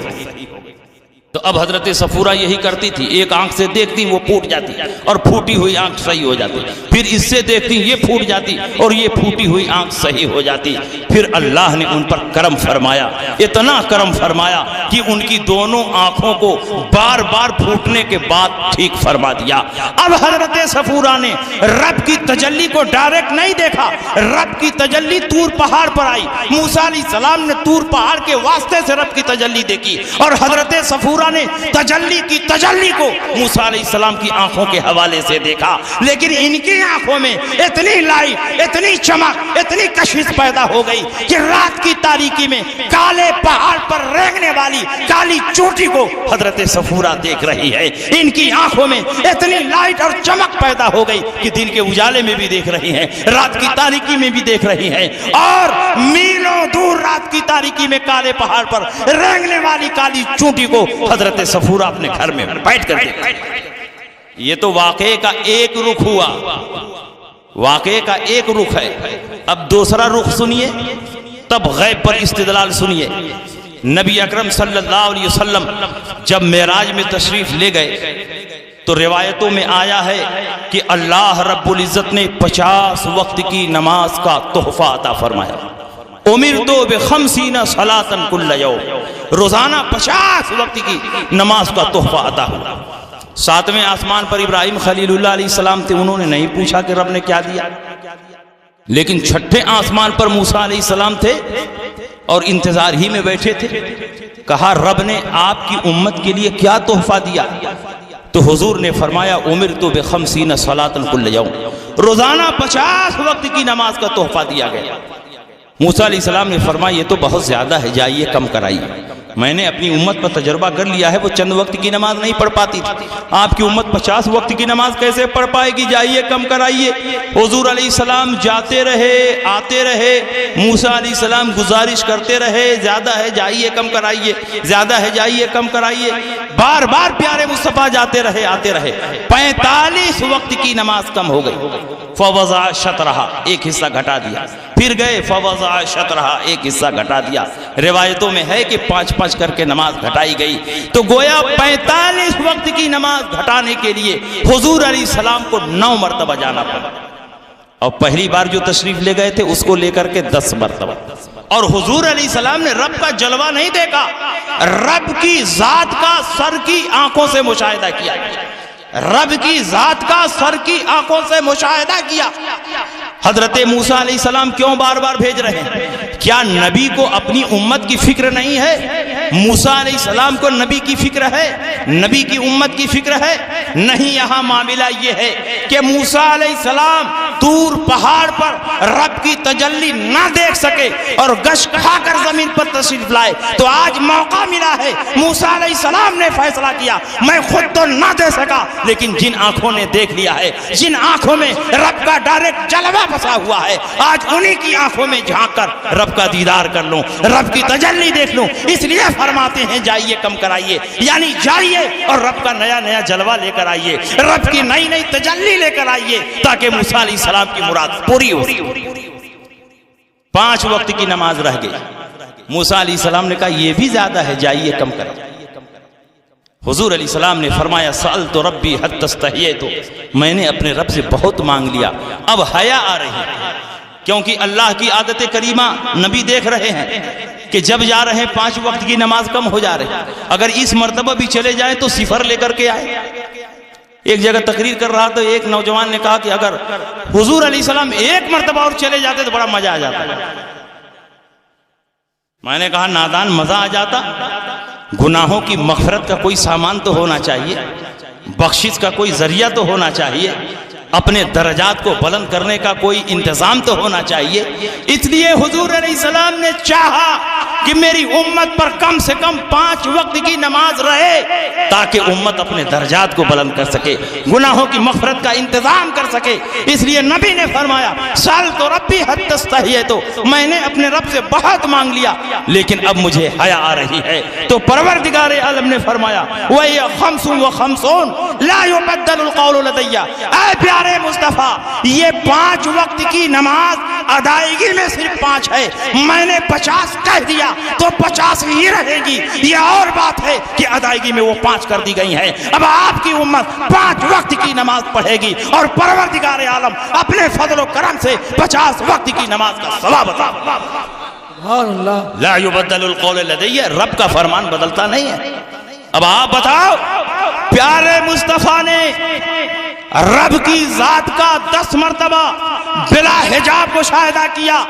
حضرت صفورہ نے تجلی کی تجلی دیکھی تو آنکھوں میں اتنی لائٹ، اتنی چمک، اتنی کشش پیدا ہو گئی کہ ہزاروں میل دور رات کی تاریکی میں کالے پہاڑ پر رینگنے والی کالی چوٹی کو صفورہ دیکھ رہی ہے۔ تو جس مصطفیٰ نے 10 مرتبہ رب کی ذات کا بلا حجاب مشاہدہ کیا ہو، اس کی آنکھوں میں کتنی لائٹ ہوگی، اس کی آنکھوں میں کتنی چمک ہوگی، اس کی آنکھوں میں کتنی کشش ہوگی۔ موسیٰ علیہ السلام کی آنکھوں میں جب اتنی لائٹ ہے تو پیارے مصطفیٰ کی آنکھوں میں کتنی لائٹ ہوگی۔ اس لیے ہمارا ماننا ہے کہ نبی کی آنکھوں کے کائنات عالم کا کوئی ذرہ بچ نہیں سکتا، زمین کا کوئی چپا چھپ نہیں سکتا۔ مصطفیٰ جان رحمت کی آنکھوں میں اتنی لائٹ اور چمک ہے کہ کائنات کا ذرہ ذرہ مصطفیٰ کی نگاہوں کے سامنے ہے، اور کوئی غیب کیا تم سے نہا ہو والا جب خدا ہی نہ چھپا تم پہ کروڑوں۔ بات سمجھ میں آ رہی ہے کہ نہیں سمجھ میں آ رہی؟ اور انہی احادیث اور آیات اور عقائد و اعمال کے مجموعے کا نام تو مسلک اعلیٰ حضرت۔ مسلک اعلیٰ حضرت کوئی نیا مسلک تو نہیں ہے۔ دنیا کا کوئی بھی انسان، کوئی بھی مائی کا لال مسلک اعلیٰ حضرت کا کوئی ایسا مسئلہ دکھا ہی نہیں سکتا جو کتاب و سنت کے خلاف ہو۔ اعلیٰ حضرت عظیم البرکت نے اپنی طبیعت سے کچھ بھی نہیں لکھا، جو کچھ لکھا قرآن کی آیات کی روشنی میں، احادیث مبارکہ کی روشنی میں، بزرگوں کے اقوال اور ارشادات کی روشنی میں لکھا ہے۔ اس لیے مسلک اعلیٰ حضرت کوئی نیا مسلک نہیں۔ صحابہ کے مسلک کا نام مسلک اعلیٰ حضرت ہے، تابعین کے مسلک کا نام مسلک اعلیٰ حضرت ہے، اولیاء کاملین کے مسلک کا نام مسلک اعلیٰ حضرت ہے۔ مسلک اعلیٰ حضرت کوئی نیا مسلک نہیں، اہل سنت کی پہچان کا نام مسلک اعلیٰ حضرت۔ اور تم کیا سمجھتے ہو اعلیٰ حضرت تمہاری طرح کوئی ٹٹ پھجیا مولوی نہیں تھے؟ اعلیٰ حضرت اس مجدد کا نام ہے، اس محقق کا نام ہے کہ 10ویں صدی ہجری کے بعد 10ویں صدی ہجری کے مجدد ہیں علامہ جلال الدین سیوطی، مجدد القرن العاشر العلامہ جلال الدین السیوطی۔ انہوں نے 1000 سے زیادہ کتابیں تصنیف فرمائی، اور اس کے بعد پوری دنیا کے محققین اور مجددین کا جائزہ لے لو، علامہ جلال الدین سیوطی کے بعد صرف اور صرف اعلیٰ حضرت عظیم البرکت ہیں جنہوں نے 56 سے زائد علوم و فنون پر مشتمل 1000 سے زیادہ کتابیں قوم کو عطا فرمائی۔ اور بعض کتابیں تو ایسی ہیں کہ پوری کتاب میں نقطے والا کوئی لفظ ہی نہیں اعلیٰ حضرت نے استعمال کیا، غیر منقوط پوری کتاب، ایسا لفظ استعمال ہی نہیں کیا جس میں کوئی نقطے والا لفظ آ جائے۔ اور بعض کتابیں وہ ہے کہ اعلیٰ حضرت نے ایسا کوئی لفظ نہیں استعمال کیا جس میں نقطہ نہ ہو، پوری کتاب ایسے الفاظ پر مشتمل ہے جس میں نقطے ہی نقطے ہیں۔ میں کہتا ہوں یہ آدمی اپنی کوشش اور محنت سے نہیں کر سکتا، یہ کام آدمی اپنی کوشش سے کر ہی نہیں سکتا، یہ کام وہی کر سکتا ہے جس کو علم لدنی حاصل ہو، اللہ کی طرف سے تائید حاصل ہو۔ اعلیٰ حضرت عظیم البرکت ان بزرگوں میں سے ہیں کہ ابھی پیدا نہیں ہوئے تھے کہ آپ کے پیدا ہونے سے 250 سال پہلے بڑے بڑے اکابر نے اعلیٰ حضرت کے پیدا ہونے کی خبر دی۔ آئیے میں ایک واقعہ آپ کو سنا دوں، ہو سکتا ہے آپ نے نہ سنا۔ تاریخ گجرات اٹھائیے، تاریخ گجرات گجراتی زبان میں لکھی ہے، اس میں ایک واقعہ لکھا ہے کہ راجکوٹ کے بغل میں ہے ویراول، ویراول میں ایک بہت بڑی خانقاہ ہے، حضرت علامہ سراج الدین چشتی رحمت اللہ تعالی علیہ، یہ اعلیٰ حضرت سے 250 سال پہلے کے بزرگ ہیں، اور یہ صرف صوفی نہیں تھے، بہت بڑے عالم ربانی اور محقق تھے۔ دن میں اپنی خانقاہ میں بیٹھ کر کتاب و سنت کا درس دیتے اور راتوں کو پوری رات اللہ کی عبادت و ریاضت میں صرف کرتے تھے۔ چونکہ تصوف کا ان پر غلبہ تھا، اس لیے آپ کو سراج بابا نقشبندی کہتے تھے۔ حقیقت میں بہت جید اور متباہر عالم دین تھے۔ ایک دن طلبہ کو بخاری شریف کا درس دے رہے تھے، اچانک بخاری پڑھاتے پڑھاتے ایک حدیث آئی اور اس سے نبی کا غیب ثابت ہو رہا تھا، تو آپ نے فرمایا اس حدیث کی روشنی میں ثابت ہوتا ہے کہ نبی اکرم صلی اللہ علیہ وسلم کو غیب کا علم ہے، اور آپ نے علم غیب کے موضوع پر زبردست تقریر فرمائی اور بہت ساری حدیثوں کی روشنی میں اس عقیدے کو واضح فرمایا۔ اور اس کے بعد آپ نے فرمایا سنو، آج تو ہندوستان میں ایسا کوئی فرقہ موجود نہیں ہے جو نبی کے غیب کا منکر ہو، لیکن عنقریب کچھ سالوں کے بعد ہندوستان میں ایک فرقہ پیدا ہونے والا ہے جو نبی کے غیب کا منکر ہوگا۔ لیکن یہ نہ سمجھو کہ جب منکرین علم غیب کا فرقہ پیدا ہوگا تو پروردگار عالم اپنے حبیب کی امت کو یوں ہی چھوڑ دے گا، بلکہ اپنے حبیب کی امت کی رہنمائی کے لیے اور منکرین علم غیب کی سرکوبی کے لیے پروردگار عالم ایک بہت بڑے عالم ربانی کو پیدا فرمائے گا، اور اگر میں چاہوں تو ان کا نام بھی بتا سکتا ہوں۔ جوش میں آ کر کہہ دیا کہ نام بھی بتا سکتا۔ اب طلبہ پیچھے پڑ گئے کہ حضور بتا دیجیے، تو جب ہوش میں آئے تو کہا کہ نہیں چھوڑو، جانے دو کہا نہیں حضور اب بتا ہی دیجیے۔ طلبہ نے کہا حضور بتا دیجیے، تو سراج بابا نقشبندی نے کہا کہ کیا واقعی بتا دوں؟ طلبہ نے کہا حضور بتا دیجیے، کیا واقعی بتا دوں؟ طلبہ نے کہا بتا دیجیے، کیا واقعی بتا دوں؟ طلبہ نے کہا بتا دیجیے حضور۔ فرمایا سن لو، آج کے 250 سال کے بعد جب ہندوستان میں منکرین علم غیب کا فرقہ پیدا ہوگا تو پروردگار عالم ان کی سرکوبی کے لیے بریلی کی سرزمین پر امام احمد رضا کو پیدا فرمائے گا۔ امام احمد رضا ان کے باطل عقائد و نظریات کی تابوت میں آخر، اور واقعی اعلیٰ حضرت نے علم غیب کے موضوع پر ان کے دانت کھٹے کر دیے۔ جب اعلیٰ حضرت حج کے لیے گئے تو ان کی طرف سے 6 سوالات شریف مکہ کے دربار میں پیش کیے گئے، اور اس وقت حرمین طیبین پر کن کی حکومت تھی؟ ہم لوگوں کی حکومت، سنیوں کی حکومت تھی، ترکوں کی حکومت تھی، خلافت عثمانیہ قائم تھی، اور ان کا نمائندہ شریف مکہ ہوا کرتا تھا جس کے ہاتھ میں مکہ کا کنٹرول ہوتا اور حج کے امور کی ذمہ داری ہوتی تھی۔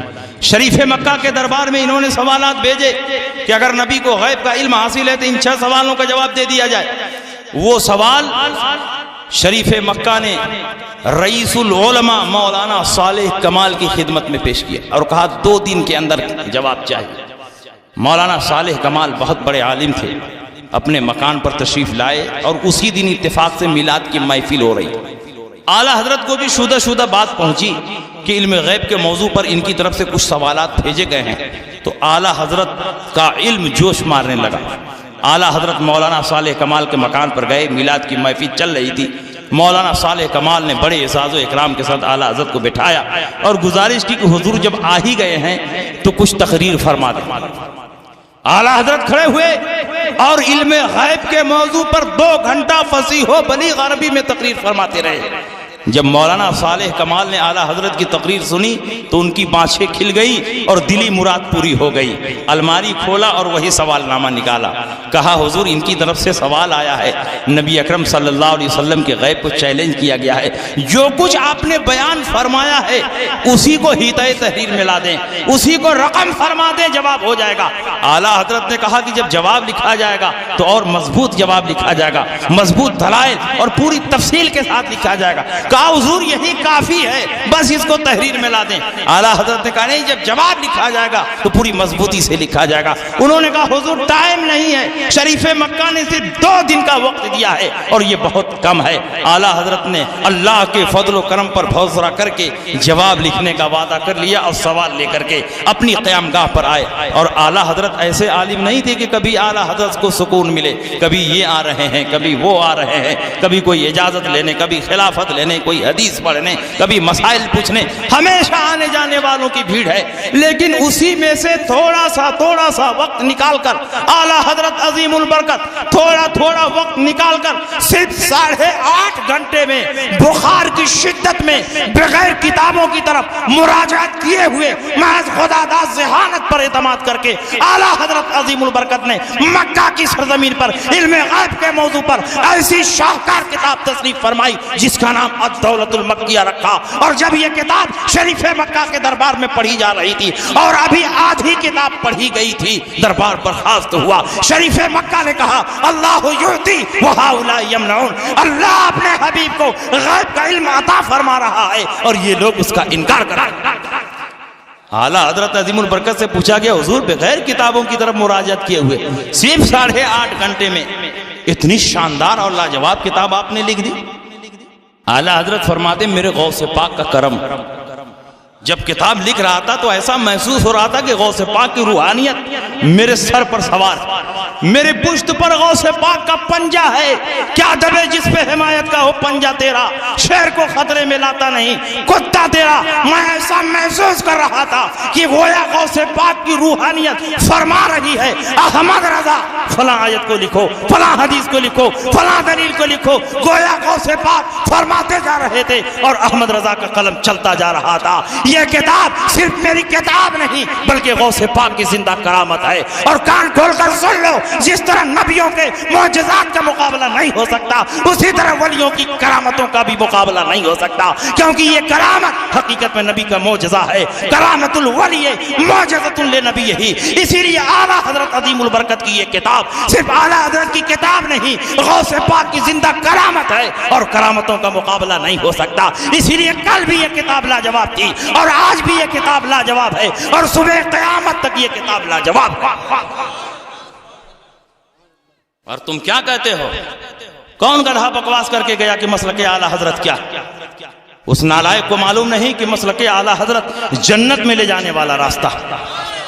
مسلک اعلیٰ حضرت وہ ہے کہ اس پر چلنے والا جنت میں پہنچے گا، اور اس کی تائید و حمایت بھی ایک بہت بڑے ولی نے کی ہے۔ بمبئی میں ایک جگہ ہے باندرا، ابھی پرسوں وہاں میری تقریر ہوئی باندرا میں، غیر مقلدین کے رد میں خوب تقریر کر کے آیا باندرا میں۔ تو باندرا کے ساحل پر ایک بہت بڑی خانقاہ ہے، اور وہ خانقاہ ہے سلطان بابا نقشبندی رحمت اللہ علیہ۔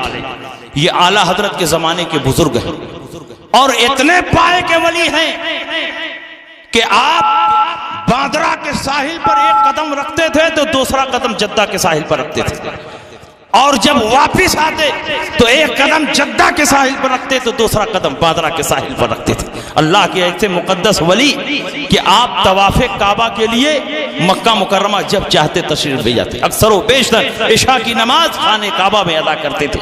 اور اعلیٰ حضرت بزرگوں کے بڑے شیدائی اور بزرگوں سے بڑی عقیدت رکھنے والے مفتی برہان الحق صاحب رحمت اللہ علیہ، جو اعلیٰ حضرت عظیم البرکت کے معتمد خاص ہیں، آپ کے مرید اور خلیفہ ہیں، اور جن کو اعلیٰ حضرت نے اپنا روحانی بیٹا کہا ہے۔ اکرام امام احمد رضا میں یہ روایت موجود ہے اور اس کے بیان کرنے والے مفتی برہان الحق صاحب رحمۃ اللہ علیہ ہیں۔ وہ فرماتے ہیں کہ اعلیٰ حضرت بمبئی میں جب اپنے کام سے فارغ ہوئے تو اعلیٰ حضرت نے فرمایا برہان میاں چلو سلطان بابا نقشبندی سے ملاقات کرنے چلتے ہیں، باندرا چلتے ہیں۔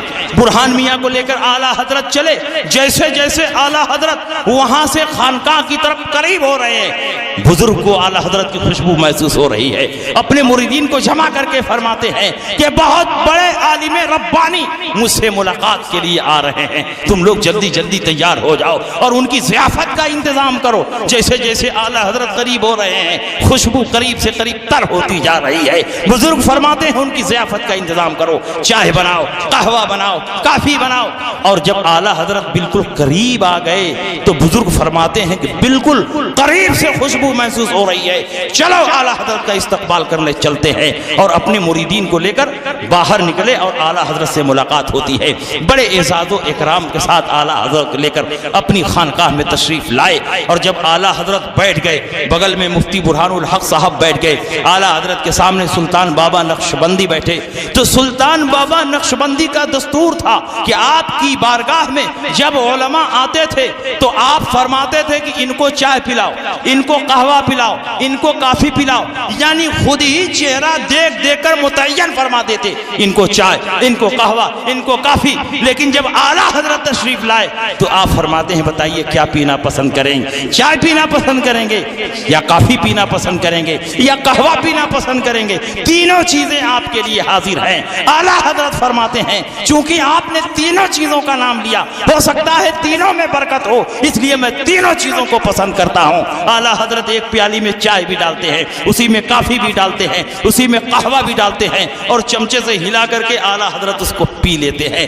جب اعلیٰ حضرت نے پی لیا اس کے بعد دونوں بزرگوں کے درمیان گفتگو شروع ہوئی۔ 3.5 گھنٹہ مسلسل گفتگو ہوتی رہی۔ مفتی برہان الحق وہیں پر بیٹھے ہیں۔ آپ کا بیان ہے کہ خدا کی قسم میں بار بار کوشش کرتا رہا کہ سمجھ جاؤں کیا گفتگو ہو رہی ہے، لیکن ایک لفظ بھی میں نہ سمجھ سکا۔ خدا جانے کی زبان میں گفتگو ہو رہی تھی، یہ عربی میں گفتگو نہیں ہو رہی تھی کیونکہ میں عربی جانتا ہوں، اردو میں گفتگو نہیں ہو رہی تھی کیونکہ میں اردو سمجھتا ہوں، فارسی میں گفتگو نہیں ہو رہی تھی کیونکہ میں فارسی سمجھتا ہوں، ہندی میں گفتگو نہیں ہو رہی تھی کیونکہ میں ہندی بھی جانتا ہوں۔ خدا ہی جانتا ہے کس زبان میں دونوں بزرگ بات کر رہے تھے۔ مسلسل 3.5 گھنٹہ گفتگو ہوتی رہی لیکن مجھے ایک لفظ بھی سمجھ میں نہ آیا۔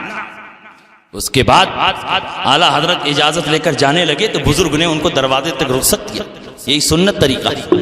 اور جب اعلیٰ حضرت جانے لگے مفتی برہان الحق صاحب ان کے پیچھے پیچھے جانے لگے تو کچھ دور چلنے کے بعد مفتی برہان الحق صاحب دوڑ کے آئے بزرگ کی بارگاہ اور دل میں سوچتے ہیں کہ اعلیٰ حضرت جن کی ملاقات کے لیے آئے ہیں ضرور وہ کوئی بہت بڑے بزرگ ہوں گے، اللہ کے ولی ہوں گے، مقدس بندے ہوں گے، چلیں کچھ نصیحت حاصل کر لے۔ تو مفتی برہان الحق صاحب بھاگ کر بزرگ کی خدمت میں آئے اور کہا حضور مجھے کچھ نصیحت فرما دیں۔ تو بزرگ نے کہا مجھ سے نصیحت لینے آئے ہو؟ آپ نے فرمایا حضور کچھ نصیحت فرما دیں۔ تو فرمایا یہ جو عالم جا رہے ہیں انہی کے قدم بقدم چلتے رہو، جنت تک پہنچ جاؤ گے، اور جو ان کے پیچھے چلے گا دنیا اس کے پیچھے چلے گی۔ اعلیٰ حضرت عظیم البرکت کا مسلک کوئی نیا مسلک نہیں، جنت میں لے جانے والا راستہ ہے۔ مسلک اعلیٰ حضرت پر جو آدمی مضبوطی سے چلے گا خدا کی قسم وہ جہنم میں نہیں بلکہ جنت میں جائے گا۔ بزرگوں کی تائید و حمایت مسلک اعلیٰ حضرت کو حاصل۔ اور اعلیٰ حضرت کو تم کیا سمجھتے ہو؟ اپنے مجدد کی طرح سمجھتے ہو؟ پول کھولنا نہیں چاہتا ہوں، پھر آؤں گا تو پول کھول دوں گا۔ تمہارے مجدد کیا کیا کرتے تھے؟ اعلیٰ حضرت وہ مجدد ہیں کہ ان کی زبان رب کی بارگاہ میں مقبول تھی، جو کچھ آپ کی زبان سے نکلتا رب کی بارگاہ میں قبول ہو۔ آئیے اس کی ایک مثال آپ کے سامنے پیش کریں۔ حیات اعلیٰ حضرت میں یہ واقعہ لکھا ہوا۔ اعلیٰ حضرت کے والد ہیں علامہ نقی علی خان اور ان کے دوست ہیں علامہ غلام حسین بریلوی، اور علامہ غلام حسین بریلوی کے بیٹے ہیں محمد حسین بریلوی۔ بریلی شریف میں طلسمی پریس انہی کا چلتا تھا جس میں اعلیٰ حضرت کی کتابیں چھپتی تھی۔ علامہ غلام حسین بریلوی اعلیٰ حضرت کے والد کے دوست، اور والد کا جو دوست ہوتا ہے وہ بھی باپ کے درجے میں ہوتا. علم نجوم، علم ہیئت میں بہت ماہر تھے. ستاروں کی چال دیکھ کر بتا دیتے بارش ہوگی کہ نہیں ہوگی. ایک دن اعلیٰ حضرت کی خدمت میں حاضر ہوئے.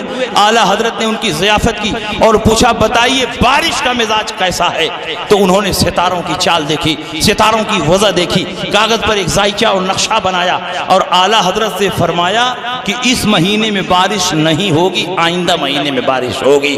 اعلیٰ حضرت عظیم البرکت بھی علم نجوم اور علم ہیئت میں بہت ماہر تھے، لیکن علم نجوم کے ظنی قاعدوں پر اتنا اعتماد نہیں کرتے تھے کہ اللہ کی قدرت سے غافل ہو جائیں. اعلیٰ حضرت نے فرمایا میرے رب نے چاہا تو اسی مہینے میں بارش ہوگی. علامہ غلام حسین بریلوی نے کہا اس مہینے میں بارش نہیں ہوگی، یہ تو ستاروں کی چال بتا رہی ہے، ستاروں کی وضع بتا رہی ہے. آپ ستاروں کی چال نہیں دیکھتے، ستاروں کی وضع نہیں دیکھتے. اعلیٰ حضرت فرماتے ہیں میں ستاروں کی چال بھی دیکھ رہا ہوں، ستاروں کی وضع بھی دیکھ رہا ہوں، اور ستاروں کو پیدا کرنے والے رب کی قدرت بھی دیکھ رہا ہوں. اگر میرے رب نے چاہا تو اسی مہینے میں بارش ہوگی. علامہ غلام حسین بریلوی نے کہا اس مہینے میں بارش نہیں ہوگی. اعلیٰ حضرت نے دیکھا کہ علم نجوم اور علم ہیئت کے ظنی قاعدوں پر یہ اتنا بھروسہ رکھتے ہیں کہ اللہ کی قدرت سے غافل ہو رہے ہیں اور انہیں پتہ بھی نہیں چل رہا ہے.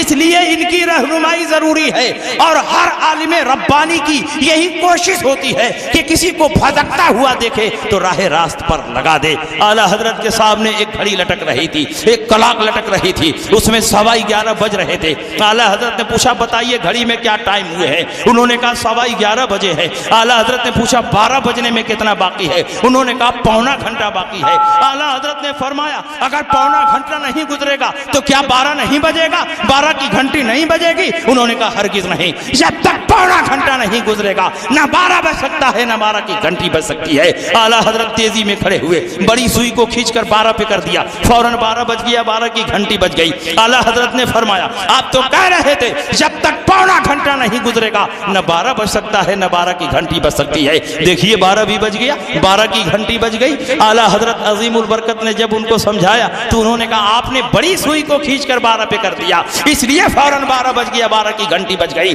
اگر یہ سوئی اپنی فطری رفتار سے چلتی تو پونا گھنٹہ گزرنے کے بعد ہی 12 بجتا. اعلیٰ حضرت فرماتے ہیں یہی نقطہ تو میں آپ کو سمجھانا چاہتا ہوں. میں نے بڑی سوئی کو کھینچ کر 12 پہ کر دیا، فوراً 12 بج گیا، 12 کی گھنٹی بج گئی. میرا پروردگار بھی قادر ہے، جب چاہے اس ستارے کو کھینچ کر یہاں کر دے، اس کو کھینچ کر یہاں کر دے، اس کو کھینچ کر وہاں کر دے، فوراً ستاروں کی چال بدل جائے گی، ستاروں کی وضع بدل جائے گی، آپ کا بنایا ہوا نقشہ بدل جائے گا. میرے رب نے چاہا تو اسی مہینے میں بارش ہوگی، بلکہ اسی ہفتے میں بارش ہوگی، بلکہ ابھی بارش ہوگی. اتنا کہنا تھا کہ بارش ہونے لگی، بارش ہونے لگی. اتنی بارش ہوتی ہے کہ بریلی کی سرزمین جل تل ہو جاتی. اعلیٰ حضرت کے کشف و کرامات کے اتنے واقعات میرے دماغ میں ہیں کہ بلا مبالغہ میں کہہ رہا ہوں، میں اور مقررین کی طرح نہیں ہوں کہ حقائی کرتا.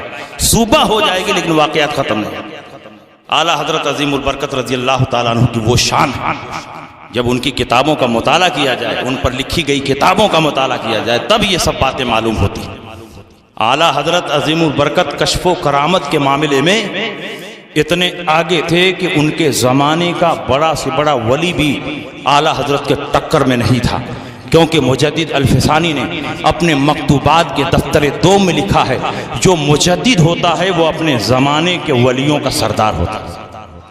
اور اعلیٰ حضرت بالاتفاق مجدد، ایسے مجدد کہ پٹنہ کی سرزمین پر غیر منقسم ہندوستان کی کانفرنس ہوئی اور اکابر علماء اہل سنت اس میں موجود تھے، اور سب نے متفقہ طور پر کہا کہ اس صدی کا اگر کوئی مجدد ہے تو وہ امام احمد رضا فاضل بریلوی ہے. اور جب اعلیٰ حضرت کی بعض تحریریں علماء حرمین طیبین کی خدمات میں پہنچی اور انہوں نے اعلیٰ حضرت کی تحریروں کو دیکھا، برجستہ پکار اٹھے واللہ اقول والحق اقول لو قیل فیہ انہ مجدد ھذا القرن لکان حقا و ثواب. خدا کی قسم میں صحیح کہتا ہوں، حق کہتا ہوں. اگر امام احمد رضا کے بارے میں یہ کہہ دیا جائے کہ یہ اس صدی کے مجدد ہیں تو یہ بات 100% صحیح ہے.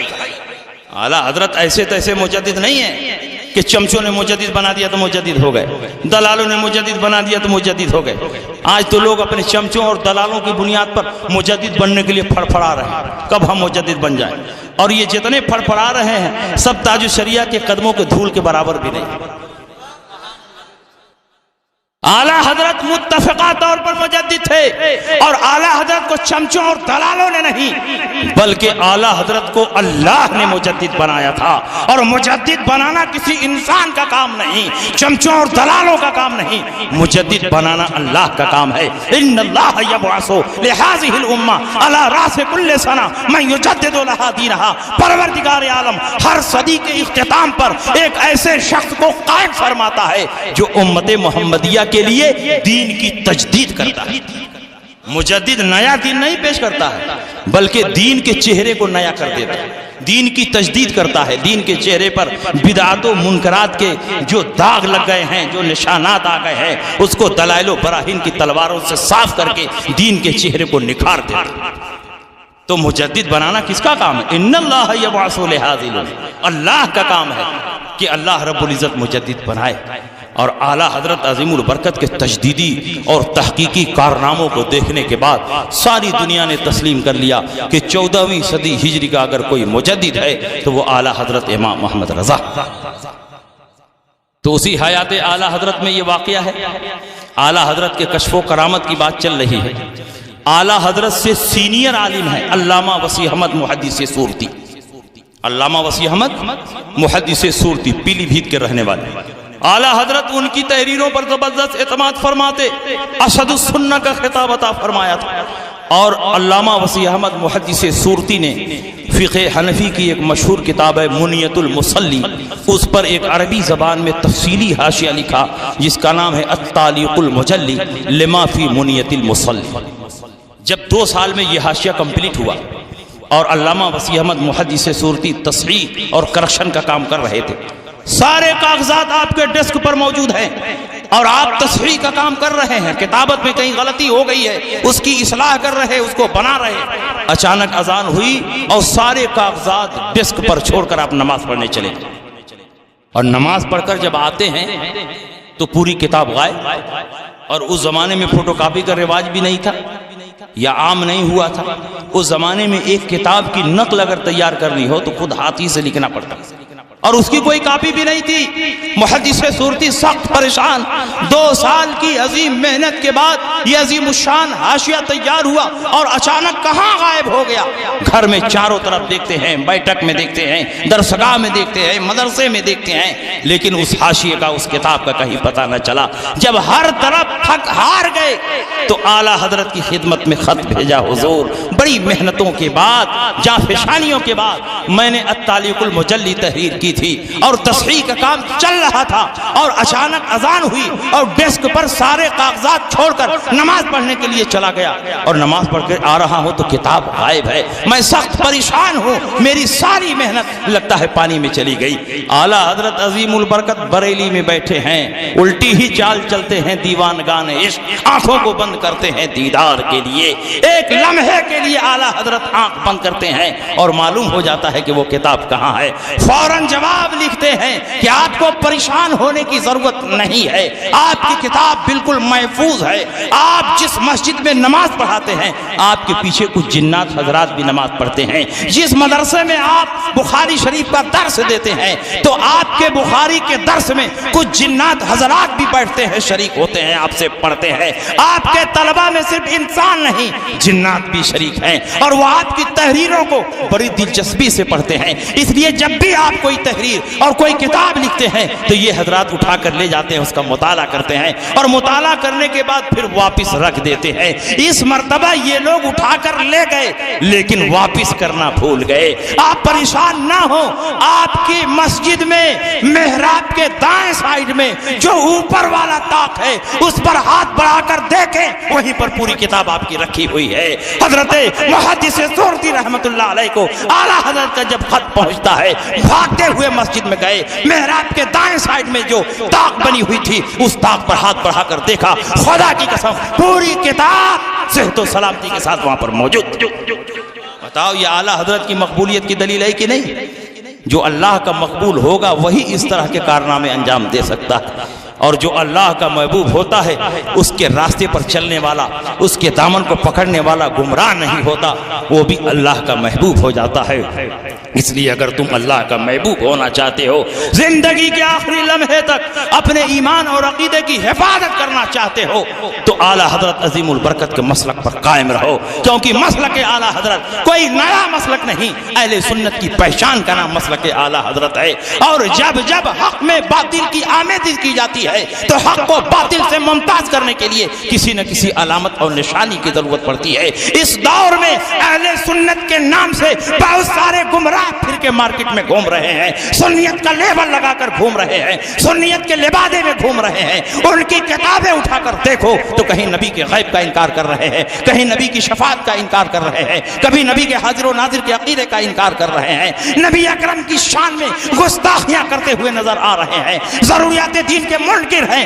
ایسے فرقے لاکھ سنیت کا لبادہ اوڑھ کر اڑے لیکن سنی نہیں ہو سکتے، حنفی نہیں ہو سکتے، لیکن سنیت کے لبادے میں آپ کے پاس آ رہے ہیں، حنفیت کے لباس میں آپ کے پاس آ رہے ہیں۔ بتاؤ ان ڈپلیکیٹ سنیوں اور حنفیوں سے ہماری پہچان کیسے ہوگی؟ ہم بھی سنی ہیں اور ہم بھی حنفی ہیں، یہ بھی اپنے آپ کو سنی اور حنفی کہتے ہیں۔ ان ڈپلیکیٹ سنیوں اور حنفیوں سے ہماری پہچان کیسے ہوگی؟ اگر واقعی پہچان قائم کرنا چاہتے ہو تو مسلک اعلیٰ حضرت کا نعرہ لگانا پڑے گا۔ مسلک اعلیٰ حضرت تمام پد مذہبوں کے درمیان اور اہل سنت کے درمیان خط فاصل ہے اور تمام پد مذہبوں سے ہم کو ممتاز کرتا ہوا نظر آتا ہے۔ مسلک اہل سنت ہی حقیقت میں ہمارا مسلک ہے، لیکن اس کی پہچان کے لیے اس دور میں مسلک اعلیٰ حضرت کا اور اعلیٰ حضرت عظیم البرکت کا مسلک وہ ہے کہ سلسلہ اشرفیہ کے بزرگوں نے مسلک اعلیٰ حضرت کو اپنا مسلک کہا۔ حضور علی حسین اشرفی بھی رحمت اللہ علیہ نے فرمایا، میرا مسلک شریعت و طریقت میں وہی ہے جو مولانا شاہ احمد رضا خان کا مسلک ہے۔ میرے مسلک کو سمجھنے کے لیے مولانا احمد رضا کی کتابوں کو پڑھنا ضروری ہے۔ اور علامہ سید محمد مدنی میاں فرماتے ہیں، جن کو شیخ الاسلام کہا جاتا ہے، کہ اس دور میں اگر پہچان اور تعارف کے لیے اہل سنت کے ساتھ اگر مسلک اعلیٰ حضرت بھی بول دیا جائے تو بد مذہبوں سے مکمل طور پر ہمارا امتیاز ہو جائے گا اور ہر قسم کا دھوکہ منقطع ہو جائے گا۔ میرے مرشد برحق حضور احسن العلماء علیہ رحمت و رضوان فرماتے ہیں، میرا جو مرید مسلک اعلیٰ حضرت سے ذرہ برابر منحرف ہو گیا وہ میرا مرید نہیں، میں اس کی بیعت سے بیزار ہوں اور قیامت میں میری کوئی ذمہ داری نہیں ہے۔ اور حضور احسن العلماء کے بڑے بھائی حضور سید العلماء فرماتے ہیں، یا الہی مسلک احمد رضا خان زندہ باد، حفظ ناموس رسالت کا جو ذمہ دار۔ ہمارے اکابر نے مسلک اعلیٰ حضرت کا نعرہ لگایا، مسلک اعلیٰ حضرت کی تائید و حمایت کی۔ تو آج کسی کجیا مولوی کے بولنے سے ہم ماننے والے نہیں ہیں، آج تو پوری دنیا میں مسلک اعلیٰ حضرت کا نعرہ لگ رہا ہے۔ اور ہم تو اللہ کے فضل و کرم سے 20-22 ملکوں کا سفر کر چکے ہیں، اور جہاں جہاں ہم گئے وہاں وہاں خدا کی قسم مسلک اعلیٰ حضرت کا نعرہ لگ رہا ہے۔ اعلیٰ حضرت کا سلام، اعلیٰ حضرت کا کلام پڑھا جا رہا ہے۔ لوگ اردو نہیں سمجھ رہے ہیں لیکن ڈچ زبان میں اعلیٰ حضرت کا کلام لکھ کر لا رہے ہیں، انگلش میں اعلیٰ حضرت کا کلام لکھ کر لا رہے ہیں۔ پڑھنے کا ڈھنگ نہیں، لیکن اعلیٰ حضرت سے ایسی محبت ہے کہ اپنی محفل میں اگر کسی کا کلام پڑھیں گے تو وہ اعلیٰ حضرت ہی کا کلام پڑھیں گے۔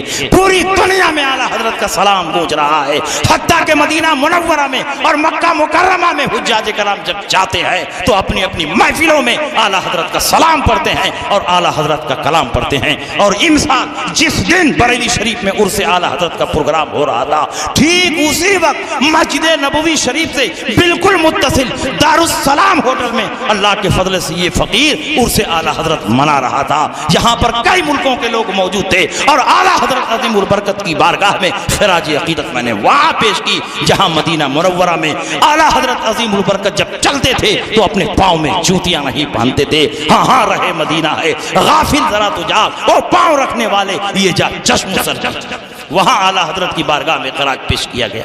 تو اعلیٰ حضرت کا سلام ہر جگہ گونج رہا ہے، ان کا کلام ہر جگہ گونج رہا ہے۔ اور میں تو کہتا ہوں کہ جب تک جلسے میں اعلیٰ حضرت پر تقریر نہ ہو مقرر بھی کامیاب نہیں ہوتا، جلسہ بھی کامیاب نہیں ہوتا۔ اس لیے پورے ہندوستان میں ہم نے مشن بنا لیا، امام اعظم اور اعلیٰ حضرت کا تعارف۔ پورے ہندوستان میں میں اعلیٰ حضرت اور امام اعظم کا تعارف کروا رہا ہوں، اور اس کی وجہ سے اتنی مقبولیت ملی کہ 2-4-10 ٹکٹ فلائٹ کا ہر دم میرے پاس رہتا ہے۔ اب دیکھیے قاضی فضل احمد صاحب مجھ سے بہت باصلاحیت ہے، لیکن دیکھیے کئی ٹکٹ ان کے پاس رہتا ہے، ذرا پوچھیے، لیکن میرے پاس ہر دم فون آتا رہتا ہے، یہ ٹکٹ بھیج دیتے ہیں، وہ ٹکٹ بھیج دیتے ہیں، جس سے کہیے جیسے کہیے جتنا پیسہ لے لیجیے تاریخ دے دیجیے۔ تو جب اتنا کہیں گے تو میرا بھی کام بن جاتا ہے۔ چلو بھائی، اعلیٰ حضرت سے حسد مت کرو۔ جب اعلیٰ حضرت کا نام لینے والے اتنے مقبول ہو جا رہے ہیں تو اعلیٰ حضرت کی مقبولیت کا کیا عالم ہے۔ تو اگر کسی مجلس میں اعلیٰ حضرت کا نام لیا جائے تو معاذ اللہ کچھ لوگ کہتے ہیں کہ یہ بزرگوں کو دفن کرنا چاہتے ہیں۔ ارے ہم بزرگوں کو دفن کرنا کہاں چاہ رہے ہیں؟ اعلیٰ حضرت عظیم البرکت نے سارے بزرگوں کا پتہ بتا دیا، غوث اعظم کا پتہ بتایا، خواجہ اجمیری کا پتہ بتایا، نظام الدین اولیاء کا پتہ، سارے بزرگوں سے جوڑنے کا کام تو اعلیٰ حضرت نے کیا ہے۔ تو ان بزرگوں کی چوکھٹ سے ہمارا رشتہ مضبوط کرنے والے اعلیٰ حضرت عظیم البرکت ہیں۔ تو جہاں ان اکابر اولیاء کا تذکرہ ہوگا، ان کے غلام اعلیٰ حضرت کا بھی تذکرہ ہوگا، کیونکہ اعلیٰ حضرت نے ہمارے دلوں میں عشق مصطفیٰ کا چراغ روشن کیا ہے اور بزرگوں کی عقیدت و محبت پیدا کی۔ اور یہ تو بہت پہلے سے ہوتا چلا رہا ہے۔ علامہ وسیع احمد محدث سورتی مرید ہیں علامہ فضل الرحمن گنج مراد آبادی کے۔ علامہ فضل الرحمن گنج مراد آبادی کے مرید ہیں، لیکن جس محفل میں ہوتے اعلیٰ حضرت کا تذکرہ، جس کانفرنس میں ہوتے اعلیٰ حضرت کا خطبہ، جہاں جاتے اعلیٰ حضرت کا مشن لے کر جاتے۔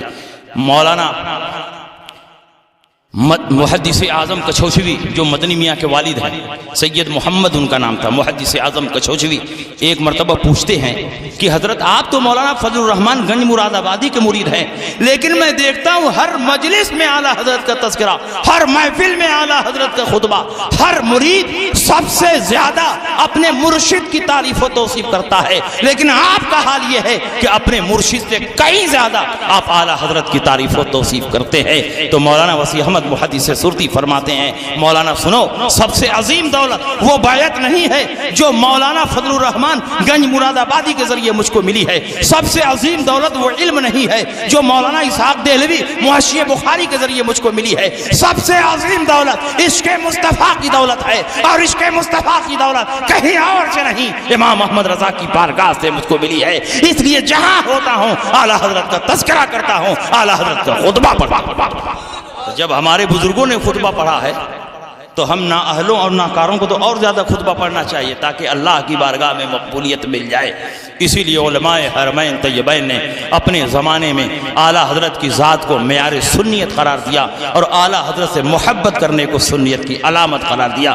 علامہ مغربی فرماتے ہیں کہ جب ہندوستان سے ہمارے پاس کوئی حاجی آتا ہے اور یہ جانچنا ہوتا ہے کہ یہ سنی ہے کہ نہیں ہے تو ہم اس کے سامنے اعلیٰ حضرت کا نام لیتے ہیں، اس کے چہرے کو غور سے دیکھتے ہیں، اگر چہرے پر خوشی ظاہر ہوتی ہے فعلمنا انہ من اہل السنت والجماعہ، ہم سمجھ جاتے ہیں کہ اہل سنت والجماعت سے ہے، اور اگر اس کے چہرے پر ناگواری اور کدورت ظاہر ہوتی ہے فعلمنا انہ من اہل البدع والضلالہ، ہم سمجھ جاتے ہیں کہ یہ بدعتی اور گمراہ ہے۔ ھذا ھو المعیار عندنا، یہی ہمارے نزدیک سنیت کو پہچاننے کا معیار ہے۔ ان کے نزدیک اگر یہی معیار ہے تو ہمارے نزدیک بھی یہی معیار ہے۔ جو اعلیٰ حضرت سے محبت کرے وہ سچا سنی ہے، اور جو اعلیٰ حضرت سے بغاوت کرے وہ ڈپلیکیٹ سنی ہے۔ اور علامہ سید علوی مالکی فرماتے ہیں، نحن نعرفہ بتصنیفاتہ و تالیفاتہ، حبہ علامت السنیہ و بغضہ علامت البدعہ، ہم امام احمد رضا کو ان کی تصنیفات و تالیفات کے ذریعے پہچانتے ہیں، ان سے محبت کرنا